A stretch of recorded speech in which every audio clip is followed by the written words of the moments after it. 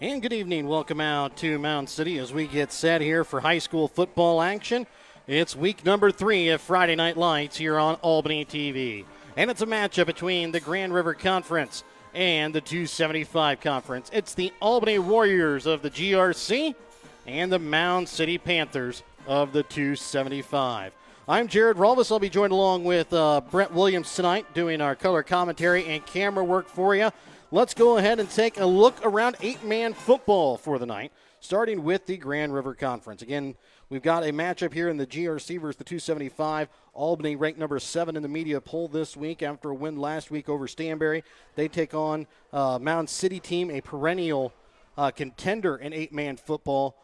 6 state titles in 8-man football for Mound City in their history. So a high pedigree team, a little down this year. They're starting the season at 0-2 against the 2-0 Warriors. Taking a look at some of the other games in the GRC, number 2 seeded in the media poll, North Andrew is on the road at Pattonsburg tonight. And then another matchup between a team that was seeded in the media poll, number 9th ranked, taking on Stanberry tonight in Stanberry in the GRC. St. Joseph Christian taking on a team from the Central River League. And Santa Fe will come tonight to St. Joseph Christian. And an independent versus the GRC tonight. It's 2 ranked teams in the media poll. It's the number 7th ranked Bishop LeBlond coming off of a tough home loss against North Andrew last week. They are taking on another tough GRC team in the 5th ranked media poll Worth County. Another game going on tonight checking out the 275. The number 3 seeded media poll Platte Valley is on the road at Nottoway Valley. South Holt is at the number 6th ranked East Atchison. Southwest Livingston taking on DeKalb Stewartsville. Osborne is at Rockport. Some of the other games going on around the area tonight. In the Central River League, Concordia is at number 10 Oric. Norburn Hardin Central at North Shelby. Sweet Springs at Bramer. Northwest Hughesville at St. Paul Lutheran. An independent versus Central River League team tonight. Schuyler County is at Keatsville. Taking a look in the WeMo tonight, number 1 seeded Drexel is on the road at Appleton City. Number 4 seeded Archie is on the road at Rich Hill. And Osceola at Liberal. A WeMo versus independent game tonight. Jasper is at Lockwood. And then another independent game tonight. Greenfield is at College Heights. And then one game tomorrow, Knox County taking on Northland Christian. So again, those are the games that are going on tonight in 8-man football around the state. And this one going to be one of the good ones tonight between the Grand River Conference and the 275 Conference. We'll try and keep you updated on some of the other big games around the area tonight. North Andrew Pattonsburg looks to be one of those games that could be a sneaky surprise tonight with the passing attack of Pattonsburg and the running attack of North Andrew. We'll see which one kind of takes advantage and forces their offensive will. Another good game tonight. Stanberry's homecoming. They've got a tough team in King City. Stanberry coming off the loss last week to the Warriors in Albany, so you know they're going to want to come out and play hard on their homecoming against another tough rival opponent in the GRC in King City. Another game we'll be keeping an eye on. A lot of GRC games tonight that have a lot of implications in District 4 as well. And that's going to be the game going on between the 2 ranked teams, the only 2 ranked teams in the media poll this week. It's Bishop LeBlond, who's coming off that tough road loss to North Andrew last week, taking on Worth County. Worth County comes in at 2-0, Bishop LeBlond 1-1. We'll kind of see where those 2 teams lie after tonight, after that matchup between the independent and GRC. We'll also kind of keep you updated on some of the other games. We'll try and keep you updated on Platte Valley, Nottoway Valley, Stewartsville Osborne, Rockport going to be a game we're going to try and keep an eye on tonight. That game will be a good one in the 275 conference.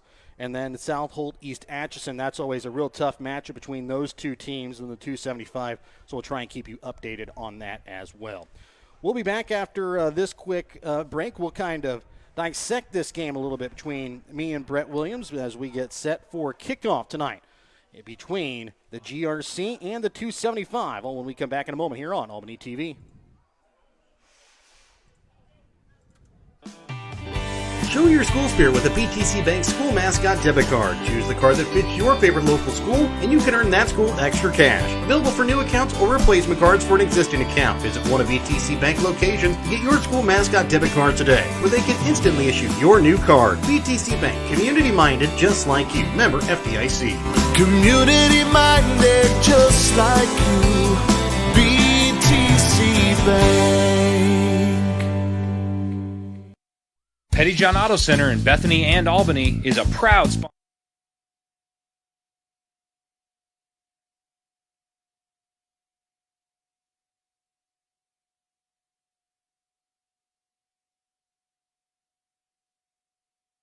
Pettyjohn Auto Center in Bethany and Albany is a proud sponsor of Albany TV. Pettyjohn's is your local Ford, Lincoln, Chrysler, Dodge, Jeep, Ram, Chevrolet, Buick, and GMC dealer. For new and used vehicles, certified service, and collision center, visit pettyjohnauto.com.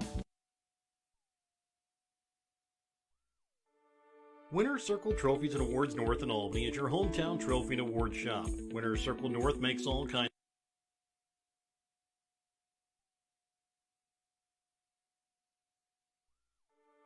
Winner's Circle Trophies and Awards North in Albany is your hometown trophy and award shop. Winner's Circle North makes all kinds of trophies for sports, car shows, livestock shows, baby shows, and more. Winner's Circle North also does plaques of all sizes and kinds. Want something unique? Winner's Circle North has you covered with sublimation gifts and acrylic awards. Order your trophies, awards, or one-of-a-kind items. Call Winner's Circle Trophies and Awards North at 816-632-5599 or find them on Facebook at Winner's Circle North. Your hometown Albany Hy-Vee is your tailgate headquarters for all of your fall sports. Whether you're going to tailgate at the games or just want to enjoy the same foods at home, your Albany Hy-Vee has you covered. So make a big play by getting all of your tailgating goodies before the next big play happens at your local Albany Hy-Vee. Where there's a helping smile in every eye. Shop Hy-Vee.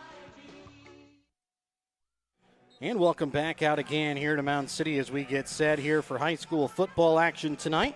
A matchup between the Warriors of Albany and the Panthers of Mound City. And Brett, coming into this game, we've kind of talked about Albany coming off of a big win over Stanberry last week. Ended up winning that one 54-32. It was a 2-point lead for Stanberry. It's basically a 2-point conversion was the difference in that ball game at the half. And after that, Albany went down the field, scored. Stanberry answered right back. Albany responded with a kickoff return for a touchdown after that. It was pretty much all Albany after that. Yeah, they came out of that second half and they just didn't look back, and they played really well. They've got a game here against Mountain City that we expect them to win. They've got a tough game next week against Worth County. So in a game like this where they're playing a team they really shouldn't have any problems with, they really got to focus on this game here and not look ahead to Worth County. And the coaches know that, and the players hopefully know that too. Like we said, this is a game that we expect them to win, and we expect them to play kind of how they have been, because 2-0, and they have a chance to go 3-0 here and have a big boost of confidence going into that game against Worth County. So hope they can take care of business tonight. And that's going to be one of those things. I know people kind of talking Albany should win this game pretty handily. You've got an 0-2 Mound City Panther team, but the one thing that we kind of talk about, they may be 0-2, but this is a very well-coached, very good Mound City team, though, still. And even though they may be a little bit down in the standings a little bit this year, they're going to be a team that's going to come out, they're going to play hard, they're going to fight for every possession, and if you make a mistake, Coach Standiford is going to have his team set up so they are going to take advantage of that. And you said it, it's a little bit of a trap game type of thing for the Warriors, coming off an emotional win last week over Stanberry, knowing they've got another tough road or home test next week in the Grand River Conference against a really good Worth County team. The Warriors need to keep their eyes set on tonight's game, Mound City, getting through this one. After this game, then you can move on and start thinking about Worth County next week. Yeah, that's the thing with a lot of these historically good high school teams, is that even when in years where they're down, they still play with the same level of confidence that we see in these really good teams. They have the pride in their school of the teams that came before that were still really good, and they play that same level of swagger and the same level of confidence. And that's kind of what we see in this Mound City team is even though they're not good, they're still going to give you their best shot week in, week out because they have that pride in their school. And so that's the thing that Albany's really got to look out for tonight because if they take this game for granted, they could easily be 2-1 and not 3-0. And you kind of look at it last year, the Warriors faced Mound City twice in the regular season, ended up coming away with a pretty easy, or not an easy win, but a win that they won by a couple of touchdowns. Mound City came back in the playoff game at Albany and kind of put it to the Warriors, who thought, well, hey, we beat them once, we can beat them again. And Mound City was kind of able to hit the Warriors in the mouth and knock them out of the playoffs last year. So the Warriors have that going for them a little bit as well, a little bit of revenge for Mound City knocking them out of the playoffs last year at home. Yeah, it's tough to beat a team twice, and Albany got a taste of that last year. And hopefully they use that loss last week to motivate them in this game because even though we kind of expect them to win, they really gotta take it to Mound City. So that's something they could really use to their advantage. This team beat us last year to end our season. So let's come out this year and let's put it to them. We'll get set to hear from the head coach of the Warriors and Doug Fountain. Next, all a part of your BTC Bank pregame tonight here on Albany TV. Tonight's pregame brought to you by BTC Bank. BTC Bank, community-minded, just like you. We'll be back with the head coach of the Warriors, Doug Fountain, when we come back in a minute. At American Family Insurance, protecting farms and ranches is at the heart of what we do. After all, it's where we got our start more than 90 years ago. We understand the hard work that goes into building and sustaining your business, and that's why we offer customizable policies that protect everything you've worked hard for. Let's build the policy your farm deserves. Contact me today. For details, stop by and talk to Agent David Smith at 116 South Smith Street in Albany. We're at 303 North Park Street in Stanberry, or call 660-726-3536 today.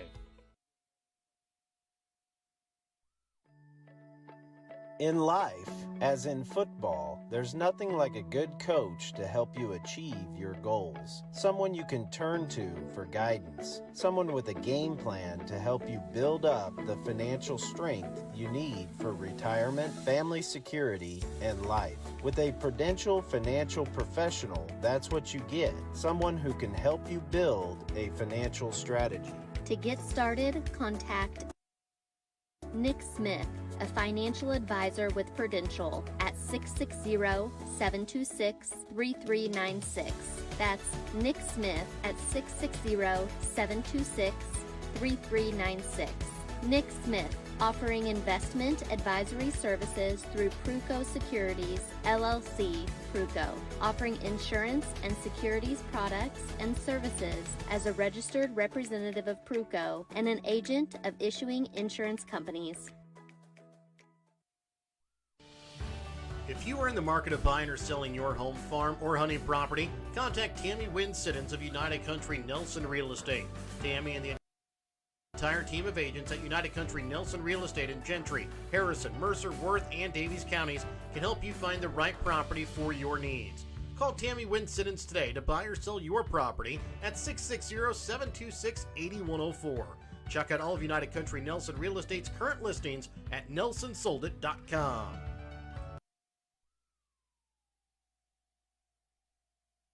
And welcome back into the BTC Bank pregame. We're here with the coach of the Warriors and Doug Fountain. Coach, you're coming off an impressive win over Stanberry last week. Your team was down 2 at the half, but came back to win by 22 without 2 key players. What was your message to the team at halftime? Well, we were just really impressed with our kids' toughness. Big win for us against a rival, a team that's always very good, very physical football game, and it proved to be that Friday night. We're like you said, we were even on number of scores in the end zone, and they had one more 2-point conversion than we did at halftime. So we're down 2. We got a huge stop at the end of the first half to hold it to that, and our message at halftime was you just got to earn it. We had overcome some adversities. You mentioned lost a couple guys that were important to us. A lot of reps and a lot of production, leadership there in those 2 spots, and we just talked about the toughness it's going to take. Physical football game, you feel that in your body, and that can wear on you a little bit physically and mentally. And if we wanted it, we were going to have to go out and earn it. And that's credit to the kids. That's what they did. As coaches, we try to put them in the right position, but they went out and they earned it. it is a big win for us, and we were able to play well in the second half. And then you talked about the two key injuries to Porter Davis, Davian Darrenfelt, and you kind of had to deal with injuries here early this season. I know your mantra, next man up. How does seeing some of those less experienced players come in and kind of step into that role in the middle of a game help you throughout the season? Well, it's huge. Any sport, you've got to be ready for contingency plans, whether it's an injury or whatever else may occur. But we had some guys really step up and expand their role and get on the field that probably weren't expecting to play and were very productive. I credit them with being ready, and I credit our leadership with making sure those guys are ready to play and getting them, settling their nerves down and helping them as the game went along. And saw a lot of kids grow up and mature on the field, and that's going to help us as we continue into our schedule. And then the one facet of the game usually gets overlooked and rarely talked about is the special teams. But last week, even the week before, you guys have really been winning in the special teams department.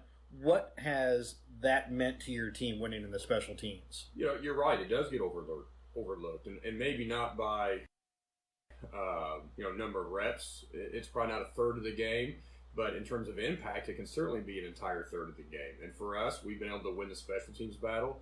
Kick coverage was probably not as strong this last week as what it was the week before, but in all other phases, we were able to win the special teams battle and be explosive and score, and had one that counted and one that got called back, but we're able to be explosive and impactful on that side of the ball, and that's helped the bottom line for sure.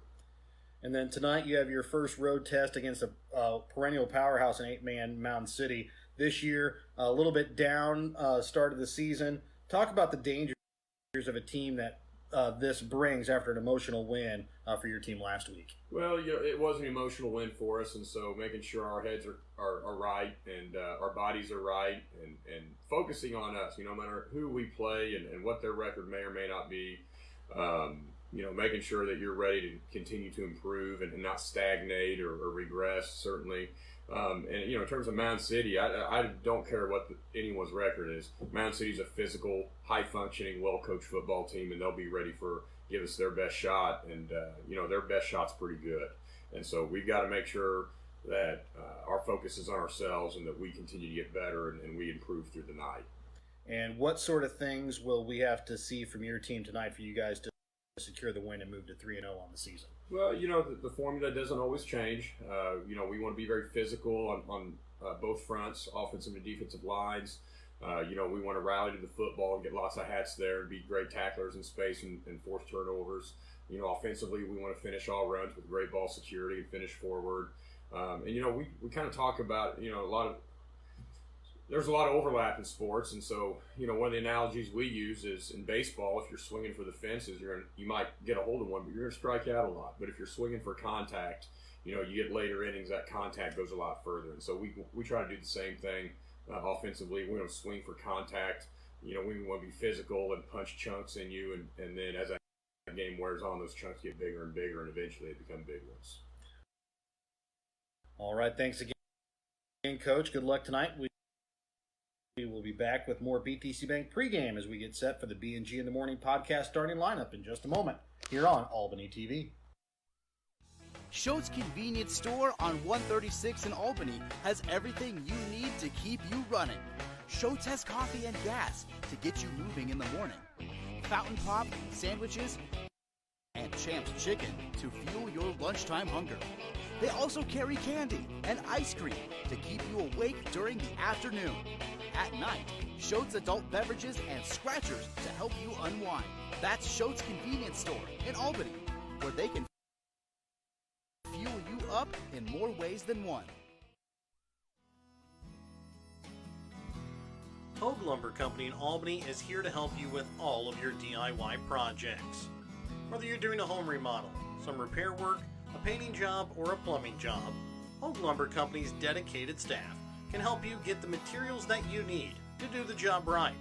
Hogue Lumber Company in Albany is your trusted hometown hardware store and lumber yard for more than 4 decades. Northwest Cell, your local cell phone provider, is a proud supporter of all local schools. Northwest Cell has authorized agents located in Albany, Grant City, Maryville, Mound City, Oregon, Rockport, Stanberry, and Tarkio. Stop in at any of Northwest Cell's authorized agents or visit nwmcell.com to learn about their FlexPay unlimited data plans or any of this month's hot deals. No job is too big or too small for the professionals at Raymond Smith Body Shop in Albany. With over 100 years of combined experience with auto body, they offer the reliability and prompt service by using the latest in technology to get your vehicle back on the road. Raymond Smith Body Shop is also a complete wrecker service as well as glass repair and body work. Plus, they work with all insurance companies. They're prepared to get you in and out and back on the road. See them today on Highway 136 East in Albany. Raymond Smith Body Shop. They're there to serve you. And welcome back out again here to Mound City as we get set here for kickoff as well as the national anthem and the starting lineups announced by the public address announcers. But before we do that, let's go over the starting lineups ourselves. Remember, tonight's starting lineups brought to you by the B&G in the Morning podcast. Check out the B&G in the Morning podcast with Brett Williams and Gavin Schausch on Spotify. And check out their hot takes on the NFL season, which I'm still making fun of Brett Williams for about. So let's take a look at the starting lineups for tonight. Let's start out with the offense tonight for the Warriors. Starting on offense tonight in the backfield will be the seniors Troy Popplewell and Jared Bunton. Underneath are the quarterback, and the backfield as well will be Kemper Klein. At wideout tonight, it'll be Cole Emerson, the junior, getting the start. And then at the tight end spot, it'll be the senior Kyle Burke. And then the offensive line, Cody Peary in the center with Sam Miller and Truman Runnels on each side of him. And that is going to be your offensive starting line with the three seniors for the Warriors. Let's take a look at the starting defense tonight for Mound City. Getting the start tonight is going to be the senior Eli Canton and senior Bryson Tenney in the defensive backfield. Brad Sutton, the junior, will get a start at linebacker as well as the senior Quentin Brandon. The sophomore Kane Durr will also get a start in the defensive backfield tonight. Cole Gillenwater and Matt Reiger. Cole Gillenwater, the junior. Matt Reiger, the senior, will get starts tonight. Reiger on the defensive line, along with defensive lineman Chase Meyer, the junior.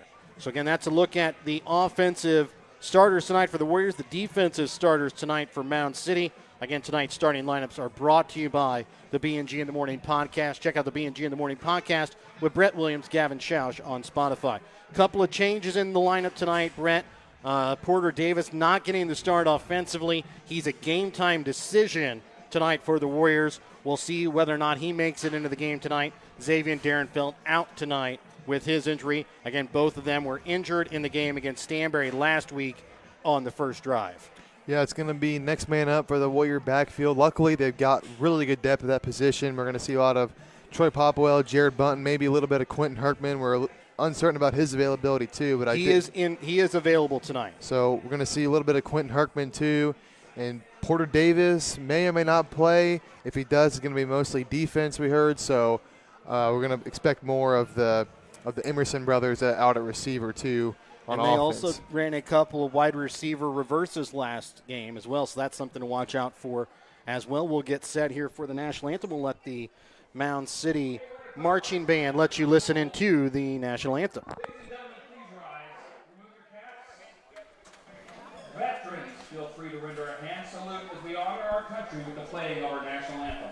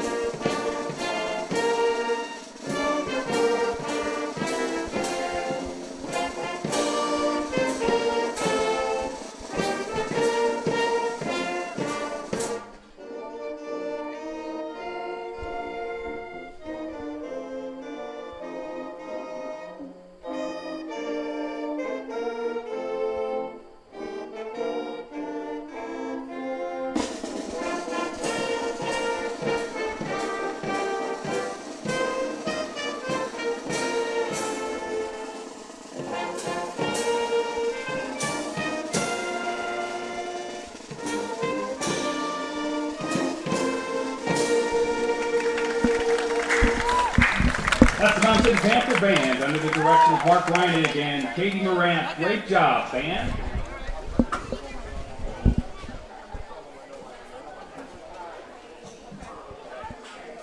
Time now for our starting lineups.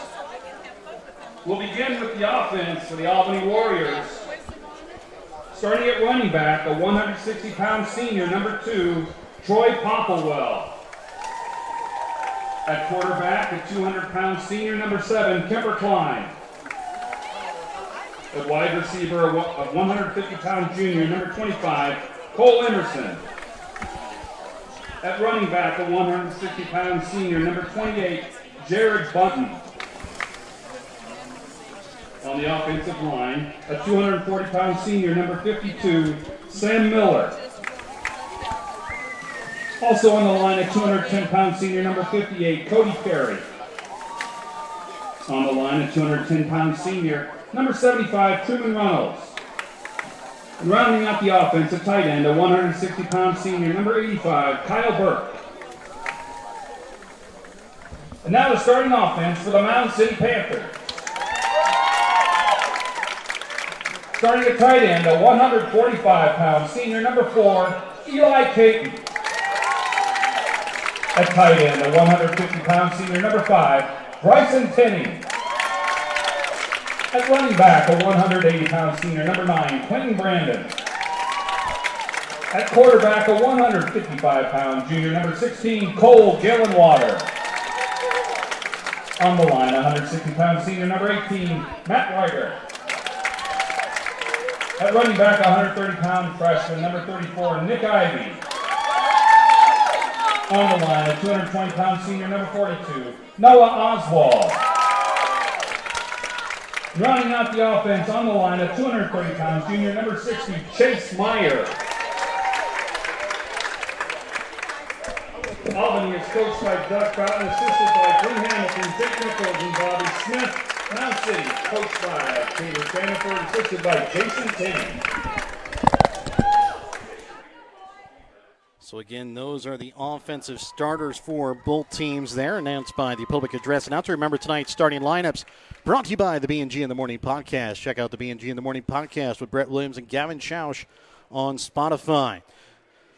BTC Bank pregame tonight. Remember, your pregame brought to you by BTC Bank. BTC Bank, community-minded just like you. We are just underneath 4 minutes until kickoff. We're going to take a quick break, and we'll be back in a moment here on Albany TV.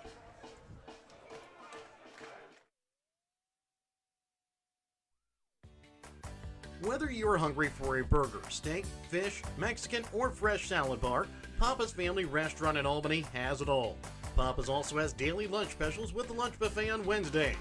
Make sure you leave room for dessert. So,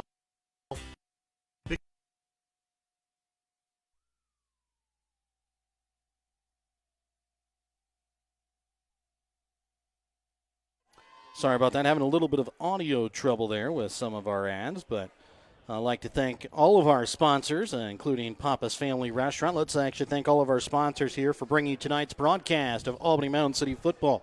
BTC Bank, Petty John Auto Centers, locations in Bethany and Albany. Winner Circle Trophies and Awards North in Albany and your Albany Hy-Vee. American Family Insurance Agent David Smith in Albany and Stanberry. United Country Nelson Real Estate and Auction Company, agents Tony Nelson in Bethany and Tammy Wynn Siddons of Albany. The B&G in the Morning podcast, Schultz Convenience Store of Albany, and Smith Insurance and Smith Prudential of Albany, Hogue Lumber Company of Albany, and Northwest Cell.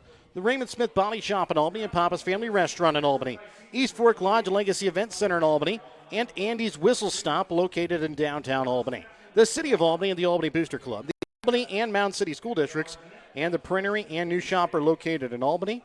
Also like to give a shout out to the newest business in Albany that opened up today, had their ribbon cutting, Mary Brooks. If you would like to check them out, they are located on the square in Albany and the old Auto Value store. Again, you can check out their store on the Albany TV page tonight. We had the ribbon cutting there earlier. May have had one ice cream cone and maybe a milkshake and maybe, no, that was it for me. But again, they have a lot of good selection. Bunch of different ice creams, milkshakes, malts, candy bars, candies, soda. they've got it all there, and it's going to be a wonderful addition to the square in Albany. And again, that's Mary Brooks, located on downtown Albany on the square in the old Auto Value store. So again, we welcome them to Albany. And it appears Albany has won the toss. They will elect to receive the ball. So, Brett, if you remember this from last week, Albany won the toss, received the ball, ran it back for a touchdown, called back due to a penalty, as Porter Davis ran one of the two back, and that one was called back. Kyle Emerson's in the third quarter, not called back due to a penalty. That one counted. Also, another shout-out to another Albany Warrior player back tonight for the first time this season, as he did not have enough practices due to being away for boot camp. We welcome back Garrett Clare to the Albany Warrior lineup. Yeah, and he's a guy who is a good depth piece for the offensive and defensive line, so Warriors definitely glad to have him back. He was one of the captains tonight for the Warriors. Back to receive the kick deep tonight. Looks like it is going to be Cole Emerson back at about his own 5-yard line. Usually the Warriors have somebody deep and then 2 men on the next line at about the 10 or 15-yard line. But tonight, Warriors are going to put 3 on about the 25-yard line. Kyle Emerson, and then it looks like Zane Rippey, and the other player looks to be Trevor Akins on the 25-yard line from left to right. On to kick it off will be the junior Cole Gillenwater for Mound City. He'll get set to kick it off from his own 30-yard line. Mound City wears their home purple uniforms with gold lettering, gold pants with a white stripe outlined in purple. Albany wears their road white uniforms. Little pooch kick that's going to be caught, and it's Jared Bunton that catches it at midfield. He'll fall forward for about a yard, and Albany will start in Mound City territory on about the Mound City 39-yard line. Mound City went for an early surprise on Albany, but good heads-up play there by Bunton to have his hands ready despite the Warriors not having that kind of kick to him yet this season, I don't believe. So, but always got to be ready for that because it's tried quite often in 8-man. So the offensive starters tonight for the Warriors on the line. It'll be Cody Peary doing the snapping, Sam Miller and Truman Runnels next to him. Lined up tight right is going to be Kyle Burke. Wide out to the left will be Cole Emerson. Snap taken here by the senior. And Kemper Klein stays on his feet, finally pushed down right past the 35-yard line, down to the 34. It'll be a gain of 5 on the play on the quarterback keeper. Also in the backfield along with Klein are the seniors Troy Popplewell and Jared Bunton. Bunton will be to the right of his quarterback. And there's an official's timeout here quickly. I'm not certain exactly what the official timeout is going to be. But the main head official, the white hat, having a chat here with the quarterback for the Warriors and Kemper Klein. And now seems like it's back ready to go. So Bunton to the right of his quarterback. Klein behind him is Popwell. Handoff to Bunton up the middle. He'll rush out of one tackle, but finally wrapped up and thrown down. Tackle on the play, that time made by Matt Reiger, but not before another 3-yard pickup brings up about a 3rd and 2.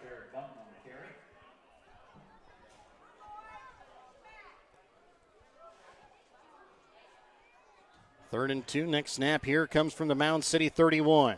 Klein hands this one off to Popwell. He gets across the 30, past the first down yard marker. He's got about 4 yards on the play, enough for a Schultz first down.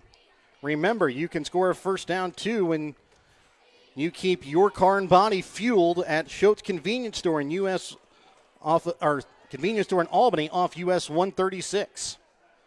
So the 1st and 10 now here for the Warriors from the Mound City 27. Shotgun snap here to Klein. He'll keep it himself. Follows a couple blockers trying to bounce it outside. He's across the 10, 5, dives for the end zone, and he is going to be out of bounds at, they're going to say, the 5-yard line. Well, and something since Darren Felt's been out, Kemper Klein's rushes have gone way up. They use him and the 2 backs, Bunton and Popwell, they have in the backfield. So that's going to cause some headaches for Mound City's defense. Klein accounted for 4 of the Warriors touchdowns last week, 3 running, and then he had 1 passing as well. It'll be a 1st and goal after that. Schultz first down. Klein hands this one off. And getting into the end zone is Troy Popplewell for a Warrior touchdown. Remember, you can score a touchdown too when you list your own United Country Nelson real estate agent, Tammy Wynn Siddons. So Popplewell runs that one up the middle for a 5-yard score. Albany takes a quick 6-0 lead here, just a minute 42 into the ball game. And it was all runs. They were able to just get it down the field. They had great field position to start off with after the failed onside kick. And then it was 5 rushes for the Warriors. Capped off by the 5-yard touchdown run by Popplewell. In motion is going to be Bunton. He'll try and push it up the field. Gets into the end zone. 2-point conversion. Good. Warriors lead 8-0. 10-18 left to play here in the first quarter. We're back with more in a moment here on Albany TV.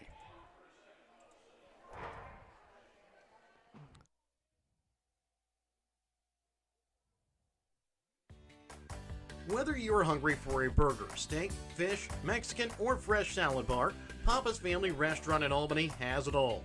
Papa's also has daily lunch specials with the lunch buffet on Wednesdays. Make sure you leave room for dessert though, because you shouldn't leave without trying some of Christie's homemade pies, cookies, or other goodies. For a delicious meal at a great price and an even better atmosphere, you have to head to Papa's Family Restaurant on 136 in Albany. And welcome back out again here to Mound City with the Warriors leaning quickly 8-0, a minute 42 into the ball game. And on to kick off here for the Warriors is going to be Caden Griffin, the freshman.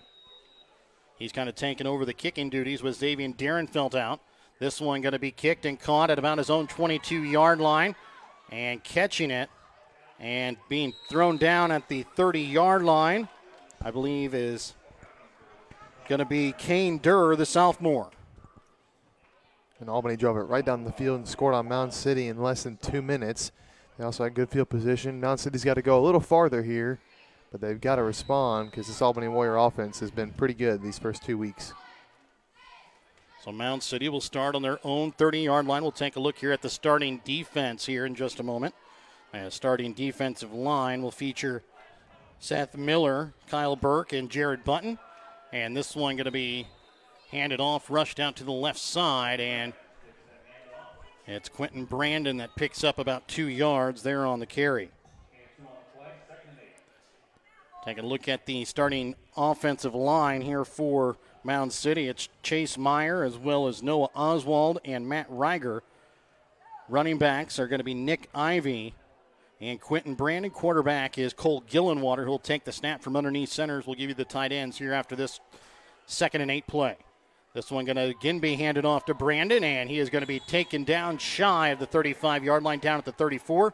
Truman Runnels and Troy Popplewell both in on the stop. The tight ends tonight for Mound City are going to be Eli Canton and Bryson Tenney. The linebackers tonight for the Warriors are going to feature Alex Wilson as well as Truman Runnels and Troy Popplewell. Defensive backs are Porter Davis, Kemper Klein. So Porter Davis in the starting lineup here tonight for the Warriors. He was a game-time decision. Gillenwater rolls out to the right. Now trying to cut it back up, and he is going to be taken down about 2 yards shy of the first down yard marker, down at the 38-yard line. It's another gain of 3 on the play, and it'll bring up a 4th and 2 here for the Panthers. And the Warriors defense did a pretty good job against one of the better running backs in the state, and Tucker Schieber last week. They contain him just about as good as you can, and so they can get a 4 and out here on 4 rushing attacks or 4 rushing plays. That would be a good way to continue that momentum. Gillenwater will take the snap from underneath center. Hands this one off to Ivy, and he's going to be hit at the line of scrimmage and thrown back. And they're in on the stop, Kyle Burke and Seth Miller, and that'll be a turnover on downs. No yards there on the play by Ivy. And the Warriors again will have the football in Albany, or on Mound City's side of the football field. And there it is, that Warrior defensive line. They've been really good all year getting in the backfield and disrupting plays. We saw it there on that 4th down attempt. Warriors will start out on the Mound City 38-yard line. Taking a look at the starting defense tonight for Mound City. It'll be Eli Canton and Bryson Tenney along with Quentin Brandon and Kane Durr. I'll give you the rest of them here after this next snap here by Kemper Klein, but we're going to have an offsides here as Bryson Tenney, the left end, jumped offsides. It's an encroachment penalty, and that is going to be our first American Family Insurance penalty flag. Don't be penalized for having the wrong insurance. Contact American Family Insurance agent David Smith today, 660-726-3536. The other starting defenders tonight for Mound City, Cole Gillenwater, Matt Reiger, and Chase Meyer. Cole Emerson lines up wide to the right here. Kyle Burke tight to the left. Bunton to the right of his quarterback, Klein.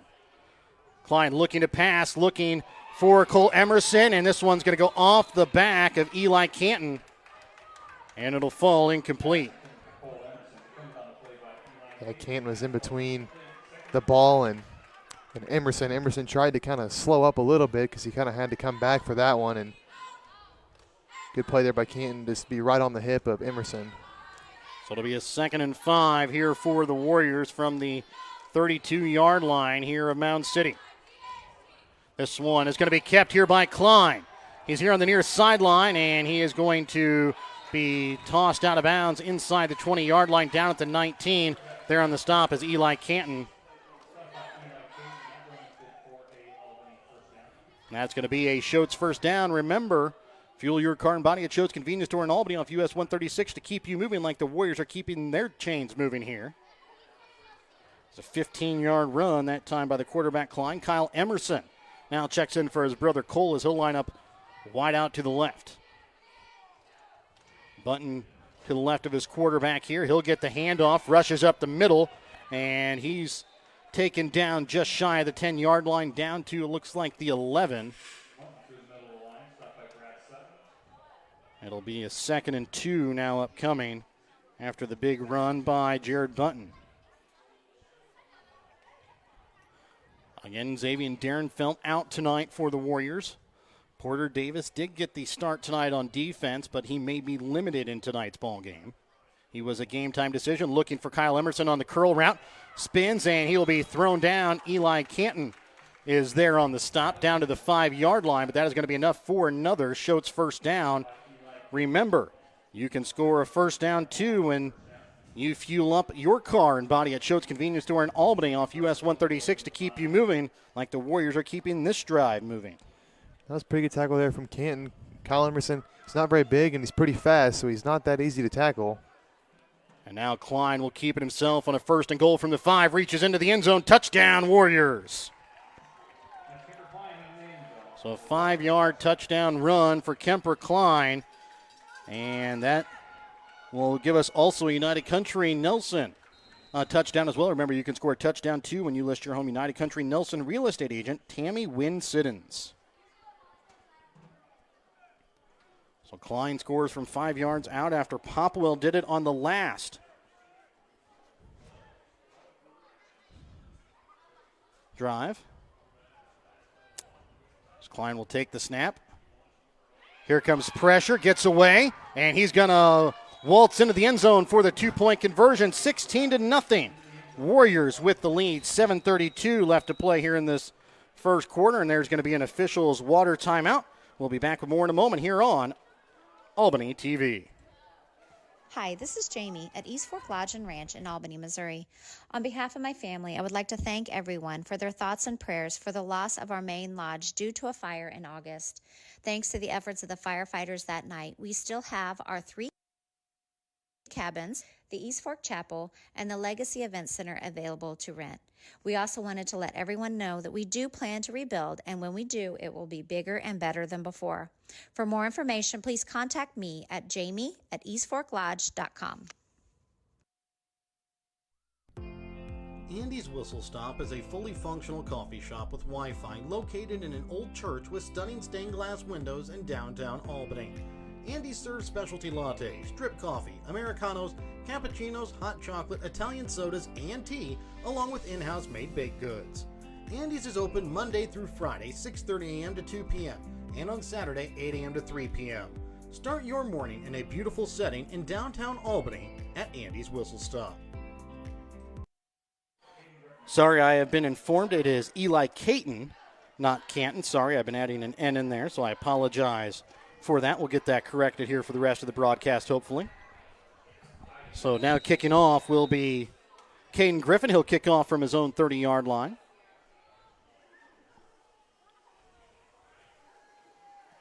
And this one going to be kicked deep. It's going to be caught here by Brad Sutton inside his own 25, and he is going to be taken down at about the 27-yard line. There in on the stop for the Warriors was Andrew Wiles, as well as Trevor Akins there on the stop. So it'll be a 1st and 10 here for Mound City, and they are going to mark them down at the 27. It was 4 straight runs last drive from Mound City, went 4 and out. We'll see if they maybe try something a little different or stick to kind of what they've been doing. Gillenwater will take the snap from underneath center here for Mound City. And it's going to be a pitch here to Ivy. He's going to try and break it outside, now trying to cut it back inside. He's going to be wrapped up here by Truman Runnels. And he will get back to the line of scrimmage. So no yards there on the play, that time by Ivy. They went for a pitch there, and on that play, the quarterback actually rolled out, was the lead blocker. Yes. So Nick Ivy, a freshman, getting a couple of carries. So far 2 carries and no yards. Checking in this time, Brad Sutton here for Ivy. As Gillenwater again takes a snap from underneath center. This one's going to be a pitch here to Brandon, looking to pass. Pressure, and that one thrown well short of Eli Caton.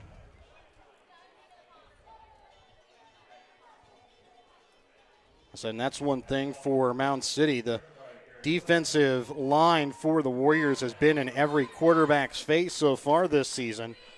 And that time Gillenwater tried to give it up to Quentin Brandon to let him have to take on the rush. Yeah, exactly. They looks like they definitely caught the Warrior defense off guard, but there was just so many defensive linemen there. He didn't have time to make a throw. So it'll bring up a 3rd and 10 here for Mound City. Gillenwater again will take the snap from underneath center. And this one is going to be handed off and immediately taken down for a loss of 2 on the play as Quentin Brandon, as Kemper Klein comes in on the stop. And I'll bring up a 4th and 12 here for Mound City, and we'll see if we'll see their punt unit for the first time tonight. Here with a 4th and 12 inside their own 25-yard line. That's exactly what we'll see. Cole Emerson will be back to return the punt. I believe Bryson Tenney. Actually, I take that back. Quentin Brandon on to punt. It's a deep punt. Cole Emerson fair catches it at his own 20-yard line. So Albany will start on their own 20-yard line. We'll be back after this quick message when we come back in just a moment here on Albany TV. Don't punt on your retirement goals. Call Nick Smith, a Prudential Financial Advisor, at 660-726-3396. Again, thank you to Smith Insurance and Smith Prudential for being our punt sponsor again this season. So the Warriors will have a 1st and 10 from their own 20-yard line after the punt. Klein looking for Cole Emerson here on the near sideline on a curl, trying to spin out of a tackle. He's down to the 25-yard line, a gain of 5 there on the play. And the Warrior offensive and defensive line, they're just having their way with Mound City right now. The rushing attack's doing really well for Albany. The Klein has a lot of time to set his feet and deliver a throw. Mound City really needs to get some pressure, and then on offense, their offensive line needs to do a better job protecting. Klein again takes the snap, hands this one off to Popplewell. He rushes up the middle down to the 25-yard line, a 10-yard carry. That time from Troy Popplewell is enough for another Schultz first down. Remember, you can fuel your car and body at Schultz Convenience Store in Albany off US 136 to keep you moving like the Warriors are keeping these chains moving. 5:25 left to play here in this first quarter. Warriors lead 16-0 here over Mound City. Cole Emerson lined up wide to the left, bunting to the left of his quarterback, Klein. Behind him is Popplewell. Hand off to Popwell. Klein keeps it, and the Mound City defense completely confused, and Kemper Klein rushes this one in for a touchdown from 45 yards away.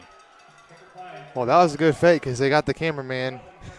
I was focused on Troy Popwell, but great fake there by Klein. Was able to get into the end zone with hardly anybody in front of him. No one even came close to touching him. So that's the second touchdown here by the Warriors. Kemper Klein, the third touchdown of the night here for the Warriors. Remember, you can score a touchdown, too, when you list your own United Country Nelson real estate agent, Tammy Wynn-Siddons. Warriors go for the two-point conversion. In motion, Jared Button, he'll get the handoff. Rushing to the outside, gets in, two-point conversion, good. 24-0, Warriors with the lead. 5:06 left to play here in the first quarter. We're back with more in a moment here on Albany TV. Andy's Whistle Stop is a fully functional coffee shop with Wi-Fi located in an old church with stunning stained glass windows in downtown Albany. Andy serves specialty lattes, drip coffee, Americanos, cappuccinos, hot chocolate, Italian sodas, and tea, along with in-house made baked goods. Andy's is open Monday through Friday, 6:30 a.m. to 2 p.m., and on Saturday, 8 a.m. to 3 p.m. Start your morning in a beautiful setting in downtown Albany at Andy's Whistle Stop. And welcome back out again here to Mound City. Warriors with a quick 24-0 lead here over Mound City. 5:06 still left to play here in this first quarter. Back to return the kick will be Nick Ivy. He'll be back inside his own 15-yard line, about his own 13. The second line is going to be Kane Durr and Brad Sutton, as well as Eli Caton. As on to kick off is Caden Griffin, a freshman. And this one is going to be caught by Ivy at his own 20-yard line. And he is going to be wrapped up and thrown down there on the stop. Andrew Wiles. So Ivy will take it down to about the 28-yard line here. 27 is where they'll mark him down. Mound City, they really need to get something going here yet to get a first down. And, you know, in 8-man, things can get out of hand really quick. So they want to get back into this. This is the drive that they really need to do it. Again, Gillenwater will take the snap from underneath center. And Gillenwater rolls out to the right. Still being pushed outside, and he will get away from one tackler, but not before he's pushed out by Truman Runnels after a gain of about 5 yards on the play. So 5-yard carry that time on the quarterback keeper by Cole Gillenwater. Kept being pushed outside and pushed outside. It was Troy Popwell that missed on a tackle, but then Truman Runnels kind of threw him out of bounds to finish the play. Makes it a 2nd and 5 here for Mound City. Gillenwater snap.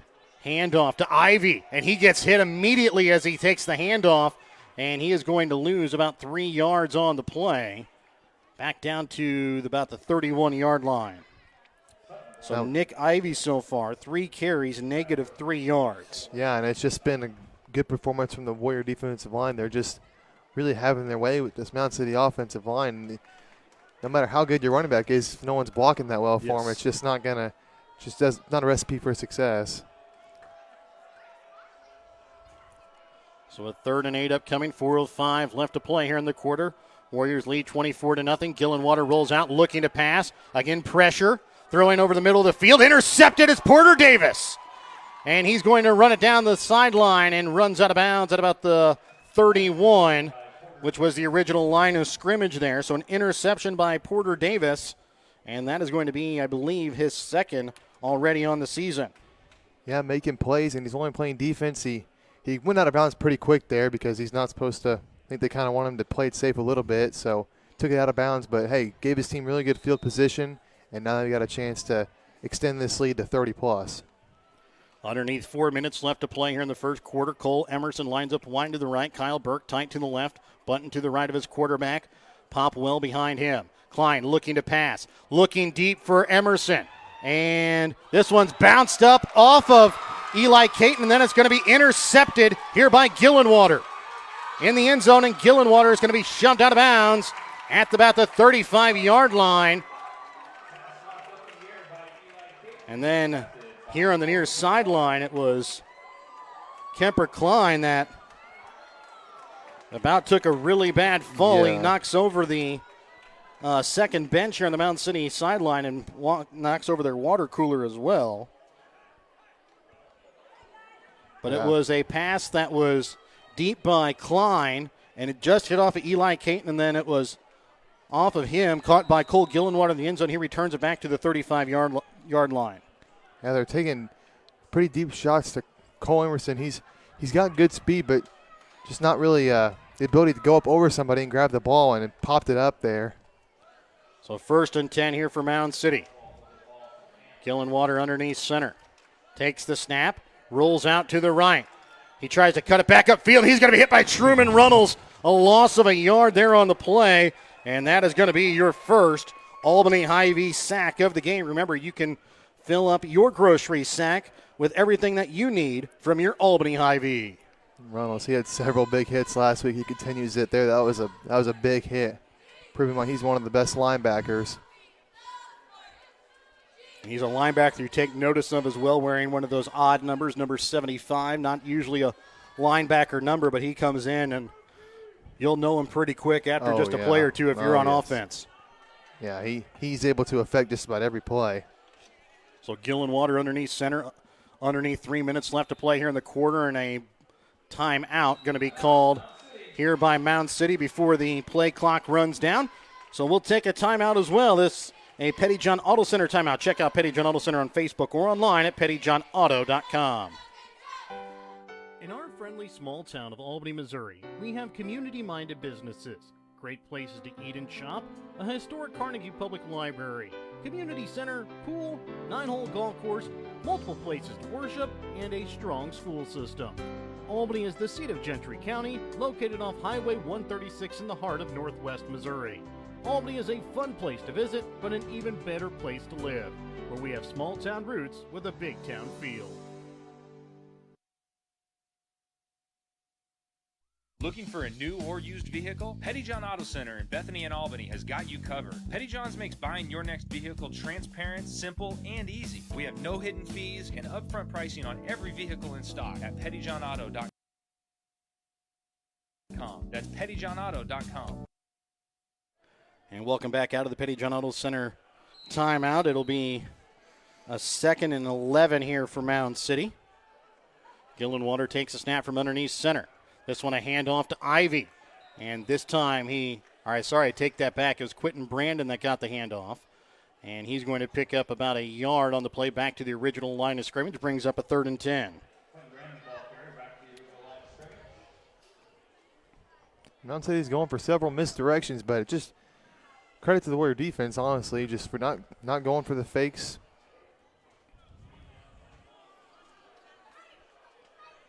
Gillenwater's next snap from underneath center on a 3rd and 10.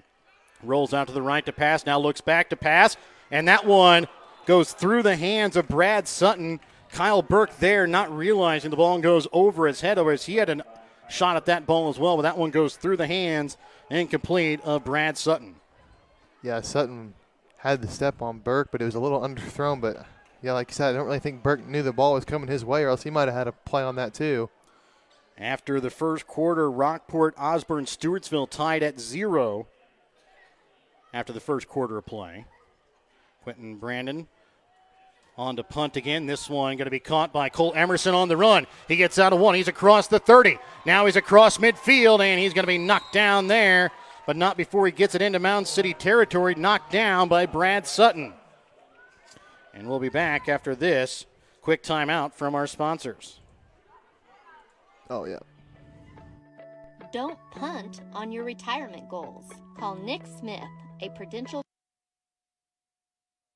Financial Advisor at 660-726-3396. And welcome back out again here to Mound City. Warriors will get the football on the Mound City 39-yard line. This one going to be handed off to Bunton. He's going to try and push through one defender. Two more Mound City Panthers join their teammate, and Bunton taken down after a 4-yard pickup there on the play. Original man there was Matt Reiger on the stop for Mound City. Try and give you another update here as well. Carter Luke already 3 touchdowns in the first quarter for Platte Valley. They lead 22-0 over Nottoway Valley. That was with 3 minutes still left to play in the first quarter. Jasper trailing Lockwood 7-6 with 4:34 left in the first quarter. Southold East Atchison tied at 8-8 in the first quarter as well. And this one, a pitch out to Button, and kind of got away from him, but he was able to dive back on it at the line of scrimmage. And it'll bring up now a 3rd and 6. Well, it could have been worse. Bunton and Klein kind of both hesitated for a second because they thought the other was going to grab it. Luckily, Bunton was able to just go and fall on it. Another update here. North Shelby leading over Northern Hardin Central 14-6. That's with 7:32 left in the first. Liberal up over Osceola 6-0. King City leads over Stanberry 8-0 in the first quarter. 5:55 left to play in that game for Stanberry's homecoming. A 3rd and long 6 here for the Warriors from the Mound City 35-yard line. Cole Emerson lined up wide to the left. Klein takes the snap. Looking to pass, gets it out to Kyle Burke, the tight end. He's across the first down yard marker, trying to cut it back in at the 20. Breaks out of another tackle, and he's finally tripped down inside the 15, tackled by Cole Gillenwater. And it's a 21-yard pass that time to the senior Kyle Burke, who really fought for the extra yards there to give the Warriors another Warriors-Schultz first down. Fuel your car and body at Schultz Convenience Store in Albany off US 136 to keep you moving like the Warriors are keeping their drive moving. There's about 10 seconds left here on the game clock here in the first quarter. Play clock is not working at the moment. This one handed off to Button. He'll rush through one defender and trying to pull another. He's taken down to about the 2-yard line. And that's a gain of 13, and it'll be a 1st and goal for the Warriors when we start the second quarter in just a moment. But remember, that is also a Warriors-Schultz first down. Fuel your car and body at Schultz Convenience Store in Albany off US 136 to keep you moving. We're back with more in a moment here on Albany TV.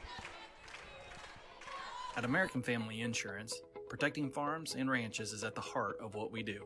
After all, it's where we got our start more than 90 years ago. We understand the hard work that goes into building and sustaining your business, and that's why we offer customizable policies that protect everything you've worked hard for. Let's build the policy your farm deserves. Contact me today. For details, stop by and talk to Agent David Smith at 116 South Smith Street in Albany. We're at 303 North Park Street in Stanberry, or call 660-726-3536 today. After 1 quarter of play, Southold East Atchison in the 275 tied at 8 apiece. Rockport takes a lead over Osborne Stewartsville to start out the second quarter. North Andrew has a 14-6 lead over Pattonsburg. That's with 3:50 left to play in the first. King City adds on another over Stanberry. They lead 14-0, 1:26 left to play in the first quarter there. Again, Platte Valley had a 22-0 lead over Nottoway Valley with 3 minutes left in the first quarter. All 3 touchdowns to a credit of Carter Luke. So again, those are some scores from around 8-man football tonight. Again, we'll try and keep you updated on some others. Right now here it's a 24-0 Warrior lead over Mound City as we get ready to start the second quarter of play. Yeah, the Warriors knocking on the door of the end zone, have a chance to extend this lead even farther.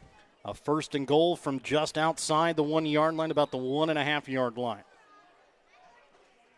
Jared Bunton motored over one defender, and he'll take it on the handoff, and he'll rush it in and finish it off for another touchdown here for the Warriors on the ground. Remember, you can score a touchdown, too, when you list your home United Country Nelson real estate agent, Tammy Wynn Siddons. So Bunton runs that one in for a touchdown. Makes it a 30-0 lead here, 3 minutes into the second quarter. Kemper Klein with 2 rushing touchdowns. Popwell with a rushing touchdown. Now Bunton. And then the other drive was an interception by Klein on the first play that bounced off of a defender into the hands of Gillenwater. Klein looking to pass for the 2-point conversion across the middle and bringing it in. Cole Emerson for the 2-point conversion. 32-0. Warriors lead. 11:57 left to play in the second quarter. We're back with more in a moment here on Albany TV. If you are in the market of buying or selling your home, farm, or hunting property, contact Tammy Wynn Siddons of United Country Nelson Real Estate. Tammy and the entire team of agents at United Country Nelson Real Estate in Gentry, Harrison, Mercer, Worth, and Davies counties can help you find the right property for your needs. Call Tammy Wynn-Siddons today to buy or sell your property at 660-726-8104. Check out all of United Country Nelson Real Estate's current listings at nelsonsoldit.com. So the Warriors hold a 32-0 lead here. 11:57 still left to play here in the second quarter. As the Warriors got a 2-yard touchdown from Jared Button to add the last touchdown on the board for the Warriors.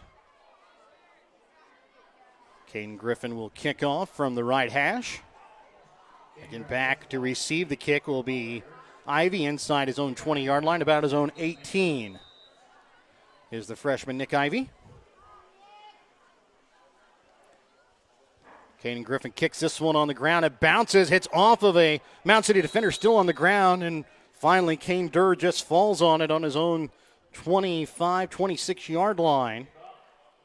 They're going to mark him down just past the 25. Well, a kick like that roll is kind of like that. It's very tough to field. You just never know the way it's going to go, and we saw it there. Mound City had some trouble falling on it, but they were able to get it, so.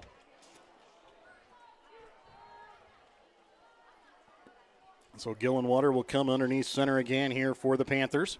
It's going to be pitched out to the right here to Brandon. A penalty flag flies, and Brandon is going to be wrapped up. Alex Wilson, the first Warrior there. And it end up being a loss of about a yard here, but we'll see what the penalty flag is. It's going to come at the line of scrimmage in the area of where a hold would be called, or a block in the back. We'll see what the call is going to be here.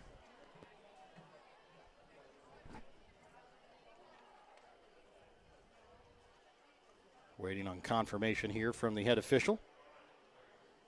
It's going to be a personal foul. Blocking below the knees here by Mound City. Warriors are going to decline the penalty and take the negative yard run. That time by Quentin Brandon to bring up a 2nd and 11 rather than make it a 1st and long. So Gillenwater again underneath center, takes the snap. Hands this one off to Ivy. He is going to be hit again at the line of scrimmage there and on the stop. Jared Button. As Nick Ivy has got some speed that we've noticed in the backfield, but as soon as he hits that line of scrimmage, he runs into the defensive front for the Warriors, and they're able to stop him right away. Well, it was a good play there by Button, because if he was able to make Button miss or get up to the outside, Ivy had some space, so good play there by Button. There wasn't a lot of people around. So to bring up a 3rd and 11 here for Mound City with 11 minutes left to play here in the second quarter. They trail 32-0 to the Warriors. And this time the Warriors are jumping off sides.